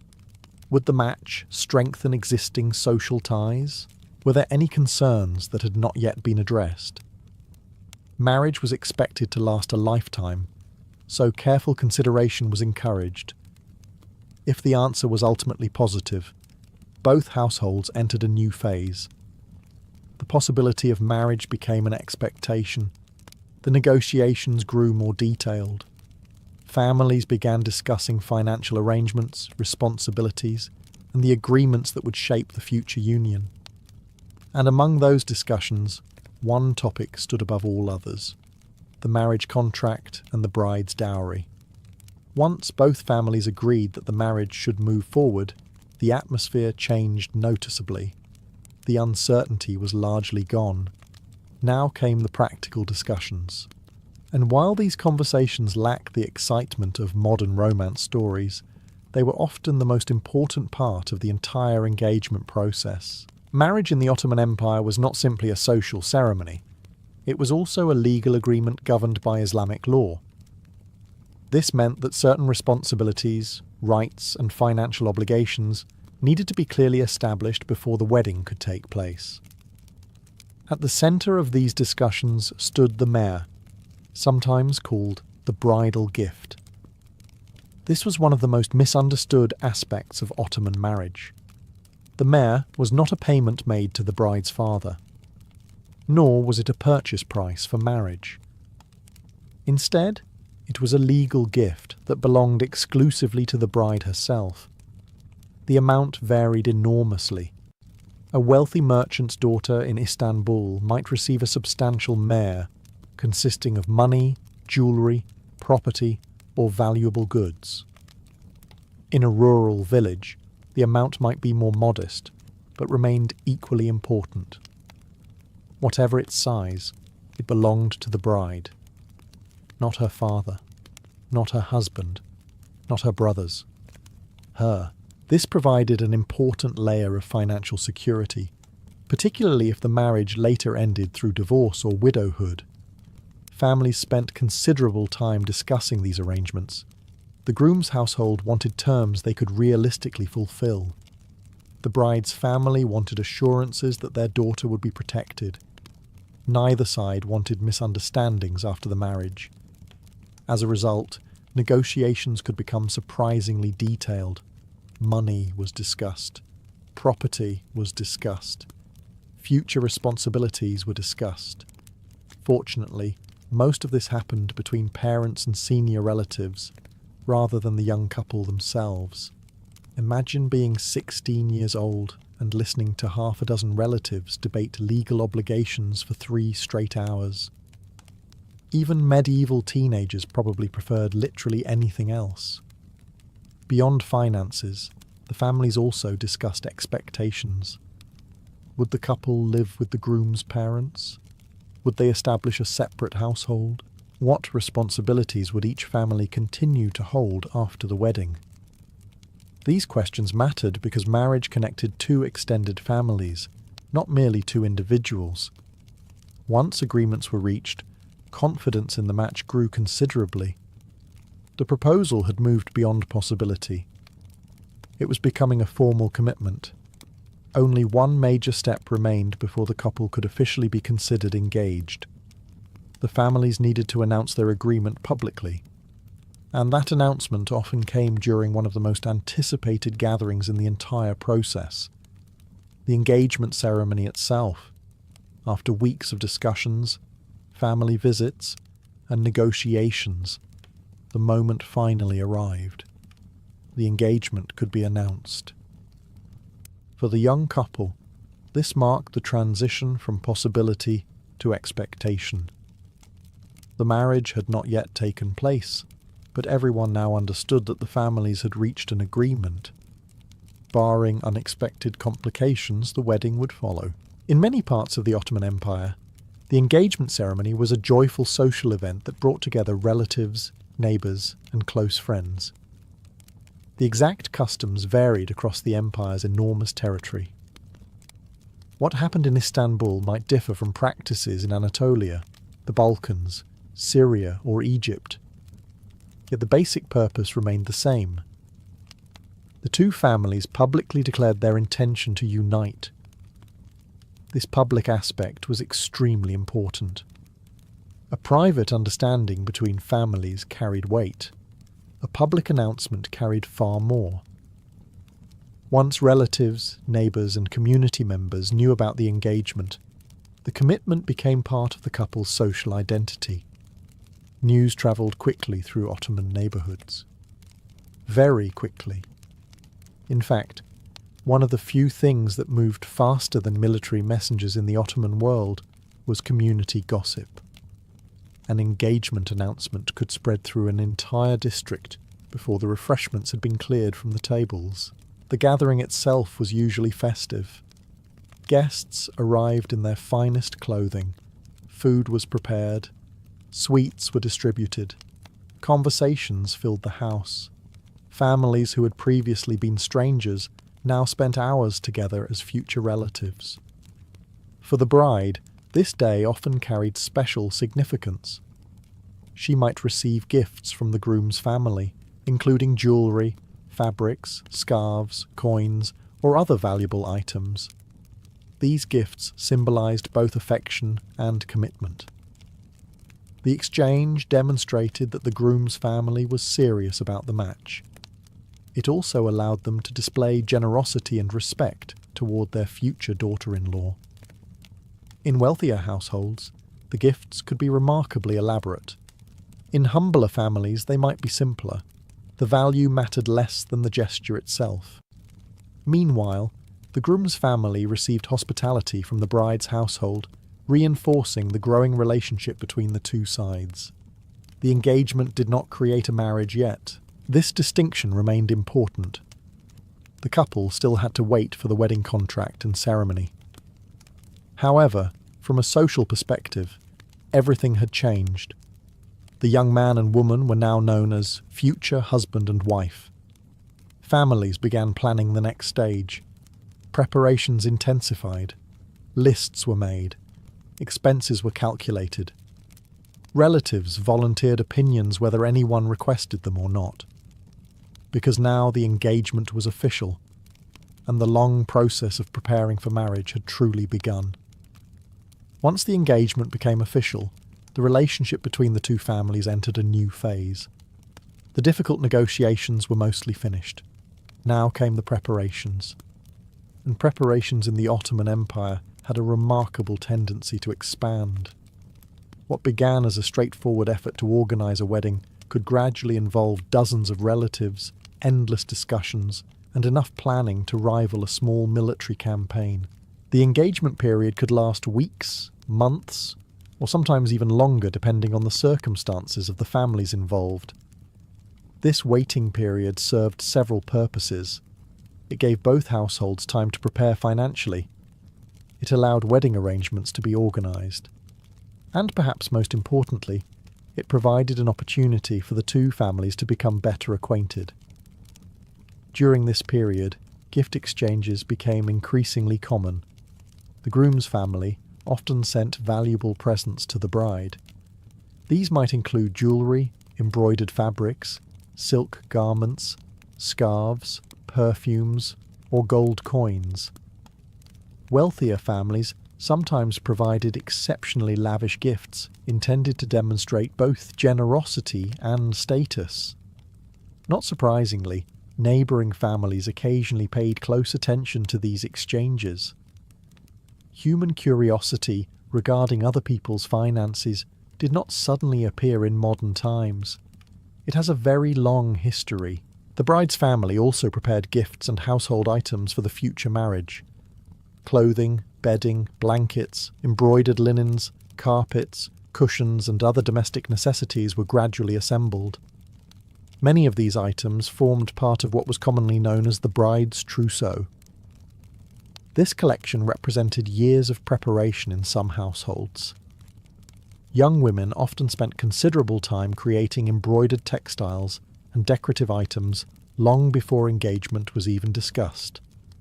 Skills in sewing, embroidery, and household management were highly valued throughout much of Ottoman society. As the wedding approached, these carefully prepared possessions would eventually accompany the bride into her new home.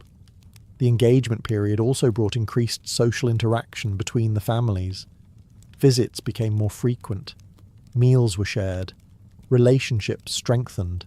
Future in-laws who had once been complete strangers gradually became part of each other's lives. Of course, this process was not always perfectly smooth.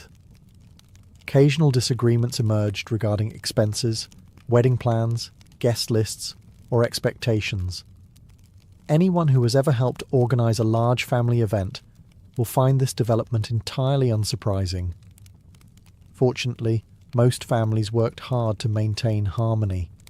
The engagement represented a public commitment, and neither side wished to damage its reputation through unnecessary conflict. As preparations continued, another important question slowly moved to the forefront. Where would the newly married couple actually live? Because before the wedding could take place, a future household needed to be ready for its newest members. As the engagement period continued, attention gradually shifted toward one practical question that every Ottoman family eventually had to answer. Where would the newly married couple live? A wedding could be planned, gifts could be exchanged, relatives could celebrate, but unless the future household was ready, the marriage itself could not properly begin. For the groom, preparing a home was one of the most important responsibilities before the wedding. Ottoman society generally expected a husband to provide the basic foundation for family life. This did not necessarily mean building a new house from scratch. In many cases, the groom would live in a family home, occupy a separate section of a larger household, or rent a residence appropriate to his means. The exact arrangement depended heavily on social class and local custom. Wealthy merchants might establish an entirely new household. Artisans often lived near their workshops. Farmers usually remained close to family lands. In many cases, several generations shared the same property. Modern people sometimes imagine that every newly married couple immediately moved into their own private residence. Ottoman reality was often more crowded. Privacy existed, but it was frequently surrounded by parents, siblings, grandparents, cousins, and enough relatives to fill an entire courtyard. The bride's arrival required careful preparation. Furniture had to be arranged, carpets laid out, storage chests filled, kitchen equipment gathered, bedding prepared. The future home needed to demonstrate that the groom was capable of supporting a family. For this reason, the engagement period could become financially demanding. A respectable household was not assembled overnight. Many families saved for years in anticipation of future marriages. Meanwhile, the bride's trousseau continued to grow. The embroidered linens, blankets, cushions, clothing, and household textiles prepared by her family were gradually organised for their eventual transfer. In some communities, neighbours and relatives were invited to admire these items before the wedding. This served a practical purpose, It also provided an excellent opportunity for everyone to discuss them at length. Human beings have always enjoyed evaluating other people's decorating choices. As preparations advanced, excitement began building throughout both families. The engagement had already been announced. The household was nearly ready. Relatives started discussing wedding dates. Guests anticipated invitations. Children looked forward to celebrations and sweets. The entire community understood what was coming next. The marriage itself was approaching, but before the festivities could begin, one final legal step remained. The union had to be formally recognised through the marriage contract, and that contract would transform an engagement into a binding commitment under Ottoman law. By the time the engagement period reached its final stages, most of the major decisions had already been made. The families had met. The proposal had been accepted. The gifts had been exchanged. The household was nearly ready. Now only one crucial step remained before the wedding could take place. The marriage contract. In the Ottoman Empire, marriage was not simply a religious or social event.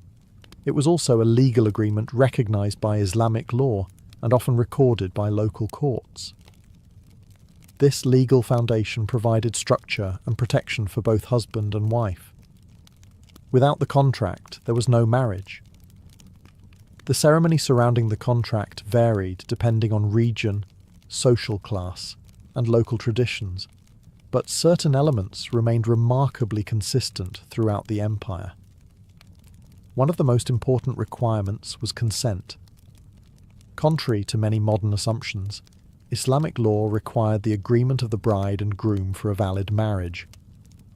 While family influence could be powerful, and social pressure certainly existed, legal scholars generally emphasized that marriage could not simply be imposed without consent.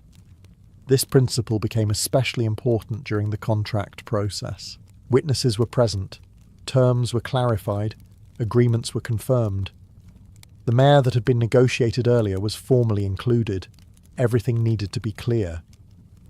Ottoman judges, known as qadis, often recorded marriage agreements in official registers. These records still survive in many archives today, providing historians with remarkable insights into ordinary people's lives. Through these documents, we can see marriages involving merchants, craftsmen, farmers, soldiers, widows, and members of nearly every social class. In a sense, these centuries-old records preserve the paperwork of countless love stories, family arrangements, and future households. Perhaps less romantic than poetry, but considerably easier for historians to verify. For the bride, the contract provided important legal protections. The agreed mayor became an enforceable obligation. Property rights remained recognised. Financial responsibilities were defined. This was one reason the contract mattered so much. It was not merely symbolic. It carried genuine legal weight. Once the agreement was completed, the couple officially became husband and wife in the eyes of the law. Yet for many families, the most visible and memorable part still lay ahead. The wedding celebrations. Musicians would arrive. Guests would gather. Food would be prepared in enormous quantities. Relatives would travel from neighbouring towns and villages.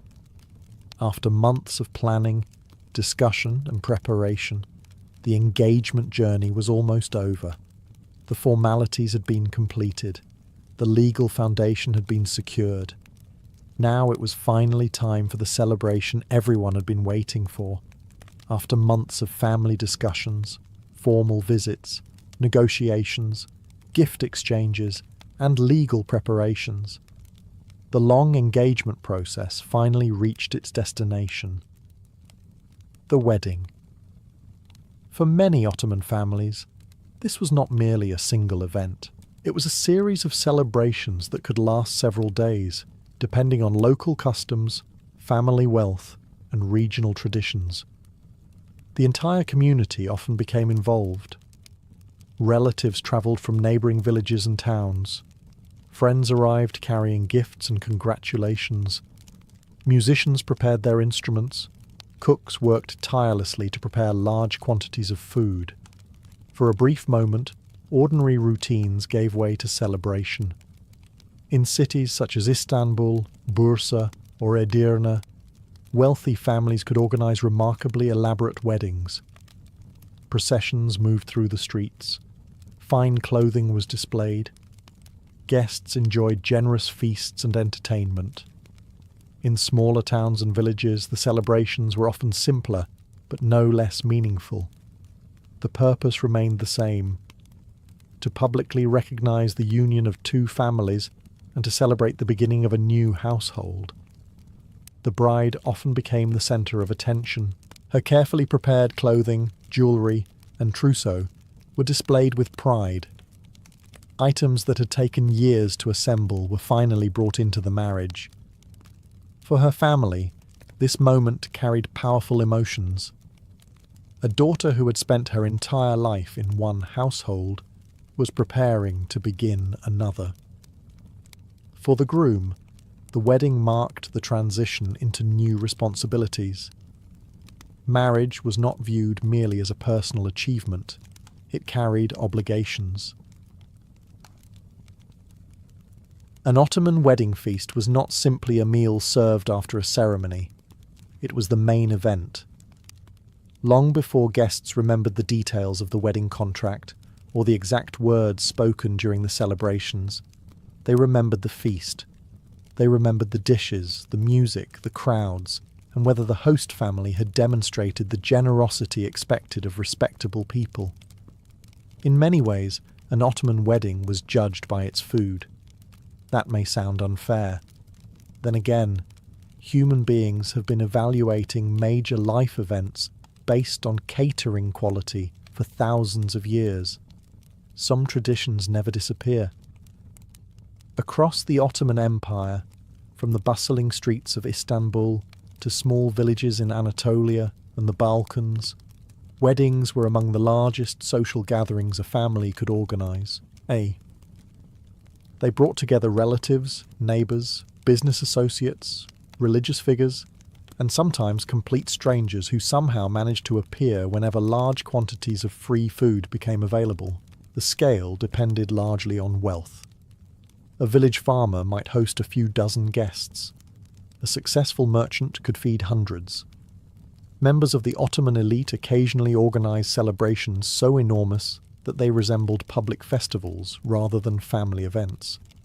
Regardless of size, however, every family faced the same challenge: feed people well, very well. In Ottoman society, hospitality was considered a serious virtue.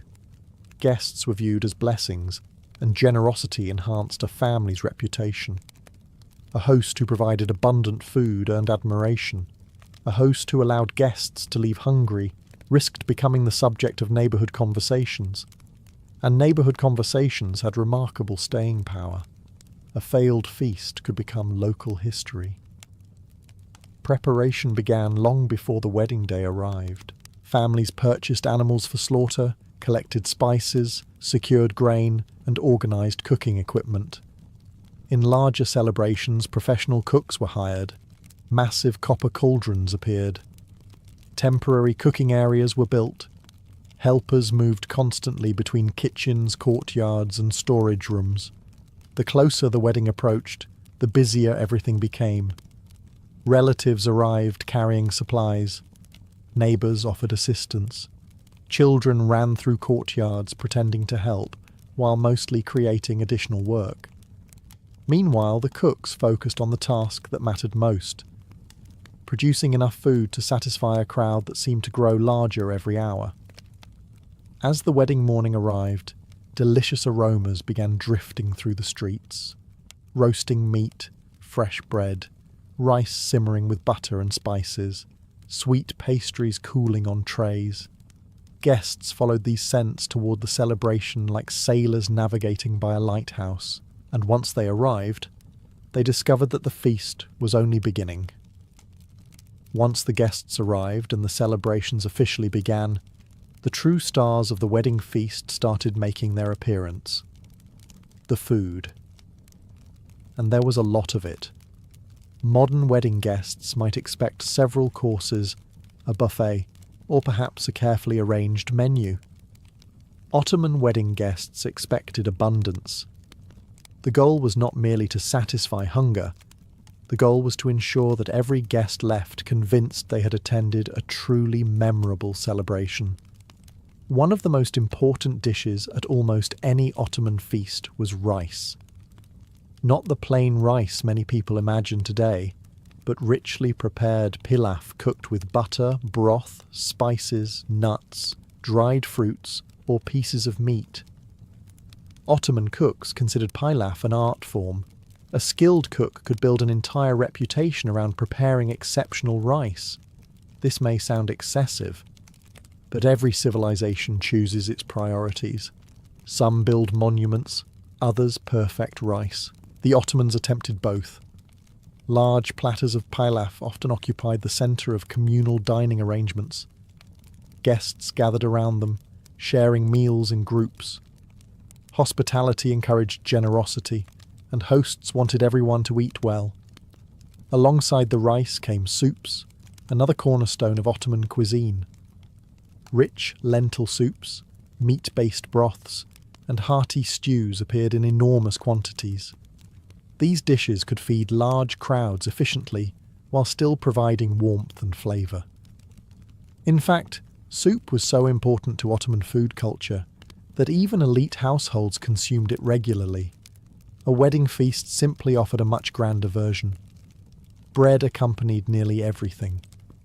Freshly baked loaves arrived constantly from ovens working throughout the day. Bread served both practical and social purposes. It filled stomachs, complemented other dishes, and ensured that even guests arriving late could find something satisfying to eat. Then came the meat.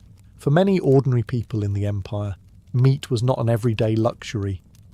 Weddings therefore provided a rare opportunity to enjoy large quantities of lamb, mutton, chicken or beef. Roasted meats appeared on platters, stewed meats simmered in cauldrons, skewered meats cooked over open fires.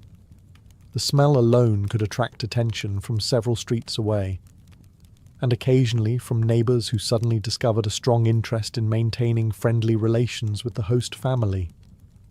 As servants and helpers carried dish after dish through crowded courtyards, guests quickly realised something. This was only the beginning. Because while rice, soup, bread and meat formed the foundation of the feast, the Ottomans had no intention of stopping there. The most impressive dishes were still waiting to be served. If the rice, soup, and roasted meats formed the foundation of an Ottoman wedding feast, the next dishes were designed to accomplish something equally important. They were meant to impress. A wedding was one of the few opportunities a family had to demonstrate its prosperity to a large audience. Guests naturally noticed the quality of the food, the variety of dishes, and the generosity of the host. Families knew this. Their guests knew this. The neighbours definitely knew this. As a result, wedding feasts often included special dishes reserved for important occasions. One of the most admired was stuffed lamb. In wealthier households, entire lambs could be prepared with fillings of rice, nuts, spices, dried fruits, and herbs. The presentation alone created excitement. When such a dish appeared, conversations often paused as guests admired the effort involved. And in a society that appreciated culinary skill, admiration was almost as important as appetite. The Ottomans loved combining sweet and savoury flavours in ways that surprise many modern diners. Wedding guests might encounter meat cooked with apricots, raisins, figs, or plums. Cinnamon sometimes appeared in dishes where modern people would never expect to find it. To Ottoman cooks, these combinations represented sophistication. To some first-time guests, they probably represented confusion. Fortunately, confusion tends to disappear quickly when the food tastes good. Another popular feature of large feasts was the variety of stews. Huge copper cauldrons simmered throughout the day, producing rich dishes flavoured with onions, garlic, spices, and slow-cooked meat.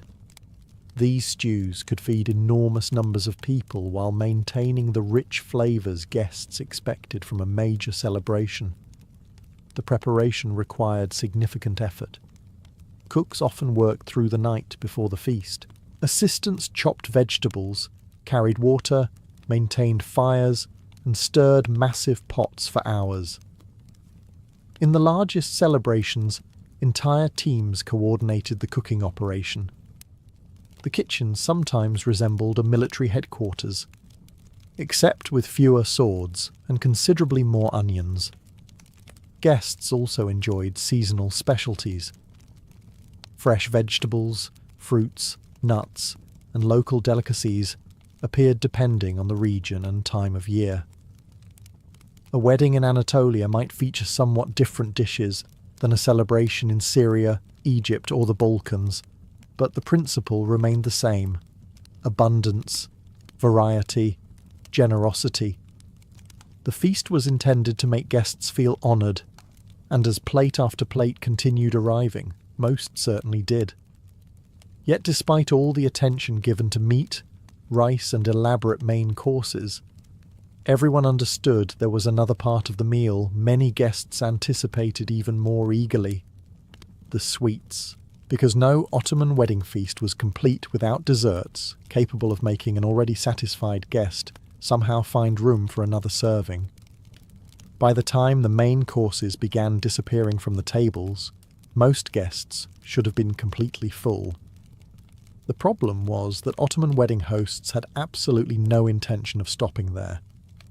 Now came the sweets, and refusing sweets at an Ottoman celebration was often much harder than refusing a second serving of meat. A polite guest might insist he could not possibly eat another bite. The host would politely insist that he absolutely could. This discussion could continue for quite some time. Desserts occupied a special place in Ottoman food culture. The empire inherited culinary traditions from Central Asia, Persia, the Arab world, Anatolia, and the Balkans, creating one of the richest dessert traditions anywhere in the early modern world. Wedding feasts provided the perfect opportunity to display it. One of the most beloved treats was baklava. Layer upon layer of delicate pastry surrounded chopped nuts and sweet syrup, creating a dessert so famous that centuries later, people are still arguing about who makes it best. Some debates never truly end. Large trays of baklava appeared at important celebrations, often cut into carefully shaped portions and distributed among guests. Wealthier families sometimes ordered enormous quantities to ensure nobody left disappointed. Then there was helva. Prepared in numerous varieties throughout the empire, helva could be made from flour, semolina, honey, sugar, butter, or nuts depending on local traditions. It appeared at weddings, religious celebrations, and family gatherings across Ottoman society. For many guests, no feast felt complete without it. Other sweets followed: fruit preserves, candied nuts, honey-soaked pastries, sweet cakes flavoured with rosewater or citrus, dried fruits imported from distant provinces. The variety itself became part of the spectacle. A wealthy host wanted guests to see abundance wherever they looked. Sugar represented luxury for much of Ottoman history, making elaborate desserts a visible sign of prosperity. When tables overflowed with sweets, guests understood the message immediately. This family had spared no expense. Children naturally benefited the most from this portion of the feast. While adults discussed marriages, politics, business, and family affairs, younger guests often focused on the dessert trays with remarkable concentration. Future generations may change technology, language, and fashion, but children locating sweets at public gatherings remains one of humanity's most consistent skills. As the dessert circulated through the crowd, conversation grew livelier. Guests relaxed, laughter spread, musicians prepared for the next phase of the celebration.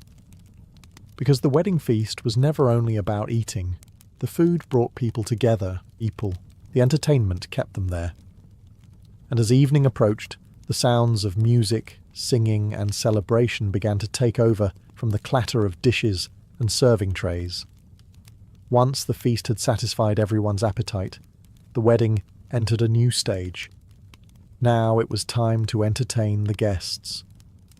An Ottoman wedding was never designed to be a quiet gathering where people ate politely and went home early. These celebrations often lasted for hours, sometimes days, and required enough entertainment to keep hundreds of people engaged. Fortunately, the Ottomans excelled at public celebrations. Music formed the heart of the festivities. Musicians arrived carrying drums, flutes, lutes, tambourines, and various regional instruments. Depending on the location, guests might hear the powerful sound of the zurna, a piercing woodwind instrument capable of being heard across an entire neighbourhood, accompanied by large drums whose rhythm could be felt almost as much as heard. Quiet was not the objective. Making sure everyone knew a wedding was taking place certainly was. As the music began, the atmosphere transformed. Guests who had spent the feast discussing family matters suddenly found themselves clapping to the rhythm. Children danced freely. Young men gathered together in energetic group dances. Older guests smiled while pretending they had no interest in joining. Many eventually joined anyway. Traditional dances varied enormously across the Ottoman Empire. The empire stretched across 3 continents and included dozens of cultures, languages, and local customs. A wedding in Bosnia looked different from a wedding in Anatolia. A celebration in Syria differed from one in Albania or Greece. Yet music remained universal. Every community brought its own songs and dances to the occasion. Professional entertainers also appeared at wealthier weddings. Storytellers performed humorous tales, poets recited verses, musicians demonstrated their skills, acrobats occasionally entertained crowds with remarkable displays of balance and agility. Some imperial celebrations even included jugglers, animal performances, mock battles, and elaborate spectacles designed to impress visitors. The goal was simple: keep people talking about the wedding long after it ended. Laughter became an important part of the celebration. Friends teased one another. Relatives exchanged stories. Old family memories resurfaced. The wedding was one of the rare occasions when multiple generations gathered in the same place, creating opportunities for connection that might not happen again for years. Meanwhile, the bride and groom remained at the centre of attention. Every song, every dance, and every cheer ultimately celebrated their union. The feast had brought everyone together. The entertainment transformed the gathering into a celebration. And as the evening continued, the crowd kept growing. Because some of the most important guests were still arriving, guests whose presence mattered almost as much as the food itself. No matter how impressive the food was or how talented the musicians might be, an Ottoman wedding feast depended on one thing above all else: the guests. A wedding was not merely the union of 2 individuals. It was a public event that strengthened relationships, displayed social connections, and reinforced a family's place within the community. Who attended mattered, and who did not attend could matter even more. As guests continued arriving throughout the day, the host family carefully welcomed each one. Important relatives received special attention. Elder family members were shown respect. Community leaders, religious figures, successful merchants, and influential neighbours often occupied places of honour. Their presence added prestige to the celebration. A wedding attended by respected members of the community reflected positively on the families involved. In many Ottoman towns, invitations extended far beyond close relatives. Friends, business partners, neighbours, former associates, and distant cousins all found their way to the feast. And Ottoman families had a remarkable number of cousins. Some appeared to emerge from branches of the family tree nobody had examined for decades. Yet somehow they always arrived in time for dinner. Hospitality required that they be welcomed warmly. The larger the gathering, the greater the honour. This generosity served an important purpose. Weddings strengthened social bonds. Guests attended not only to celebrate, but also to demonstrate support for the newly formed household. Relationships were renewed, friendships were reinforced, business connections were maintained. A wedding could function as a social gathering, family reunion, and networking event all at once. The wealthier celebrations sometimes attracted government officials, military officers, prominent scholars, or members of the local elite. In the imperial capital, weddings involving important families occasionally became significant public events that drew attention far beyond the immediate circle of relatives. Ordinary weddings were naturally smaller, but the principle remained identical. People came together. Communities gathered. Connections were strengthened. The seating arrangements themselves often reflected social customs. Elders received respect. Honoured guests occupied prominent places. Younger attendees generally understood where they belonged, at least most of the time. Every large family gathering throughout history has contained at least one person determined to sit somewhere inappropriate. Human nature remains wonderfully consistent. As conversations filled the courtyards and halls, the wedding became more than a feast. It became a display of community itself. People who might not meet again for months shared food, stories, laughter, and memories. And for the host family, seeing so many guests gathered together was deeply satisfying. Because in Ottoman society, generosity was measured not only by what was served, it was measured by how many people came to enjoy it. While ordinary Ottoman families hosted impressive wedding feasts, the celebrations organised by the imperial court operated on an entirely different scale. These were not simply weddings, they were public spectacles. When members of the Ottoman dynasty married, the festivities could continue for days or even weeks. Entire sections of cities transformed into celebration grounds. Temporary structures appeared. Markets became crowded. Travellers arrived from distant provinces hoping to witness the events. The empire itself seemed to pause and join the party. One of the most famous examples occurred during the reign of Sultan Murad III in the late 16th century. The circumcision festival held for his son became one of the grandest celebrations in Ottoman history. Although not technically a wedding, it demonstrated the extraordinary scale of imperial feasting and entertainment. Thousands upon thousands of guests attended. Foreign ambassadors observed the festivities with amazement. Huge quantities of food were distributed to soldiers, officials, scholars, craftsmen, and ordinary citizens. For days, cooks worked almost continuously. Massive cauldrons lined the celebration grounds. Bread, rice, meat, sweets, and countless other dishes flowed through the city. The goal extended beyond hospitality. These celebrations displayed imperial power. The message was clear.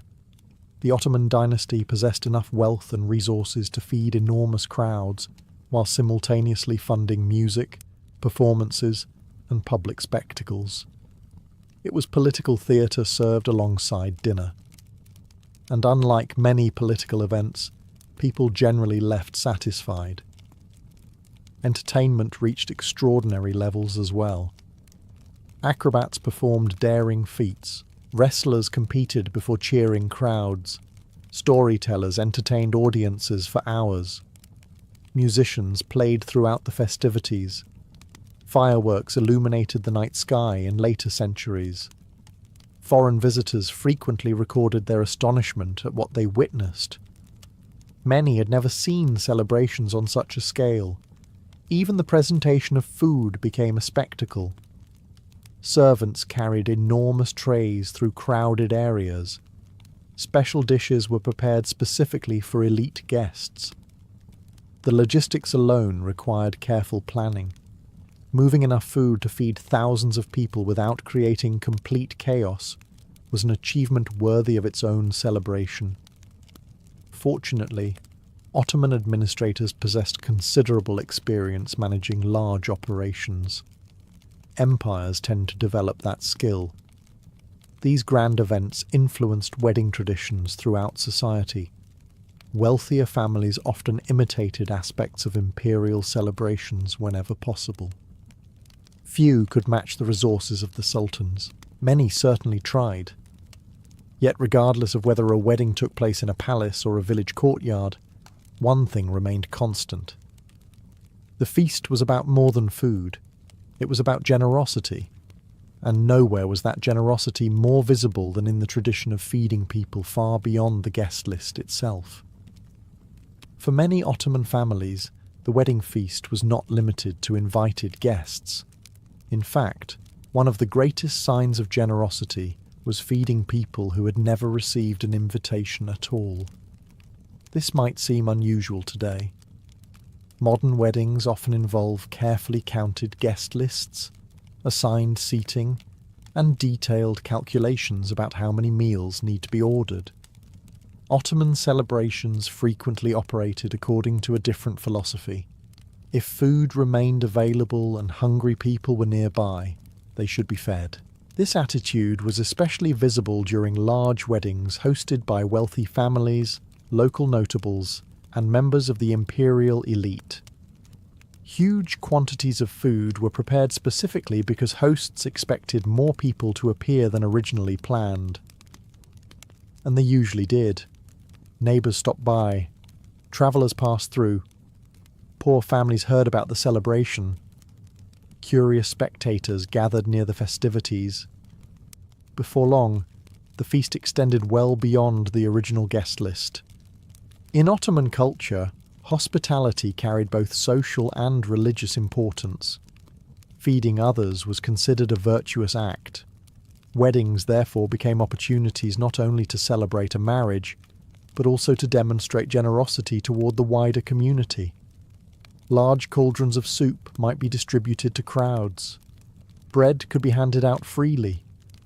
Rice dishes and meat stews were sometimes prepared in such quantities that entire neighbourhoods benefited from the celebration. For poorer members of society, wedding feasts occasionally provided one of the best meals they would eat all year. This reality was particularly important in times and places where meat remained relatively expensive. A wedding might offer foods that many people rarely enjoyed in ordinary life. The host family gained respect. The community benefited. Everyone generally considered this a good arrangement. Of course, feeding large numbers of unexpected guests required careful planning. Cooks needed reserves.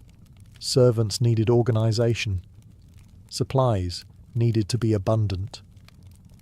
Running out of food was one of the worst outcomes imaginable. Guests could forgive many things. An empty serving tray was much harder to overlook. The fear of this embarrassment encouraged hosts to prepare far more food than they believed necessary. Better to have leftovers than stories.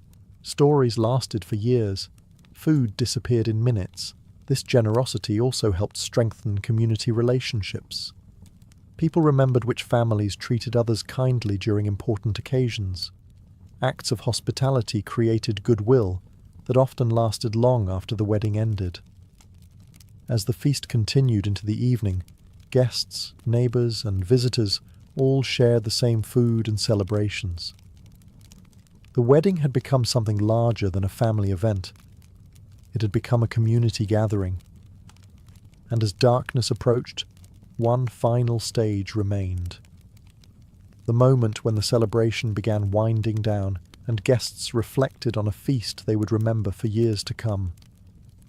As the sun began to set and the final dishes disappeared from the serving tables, an Ottoman wedding feast entered its last stage.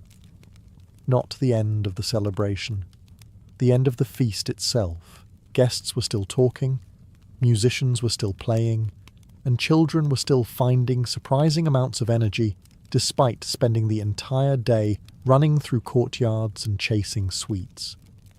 But gradually, people began preparing for departure.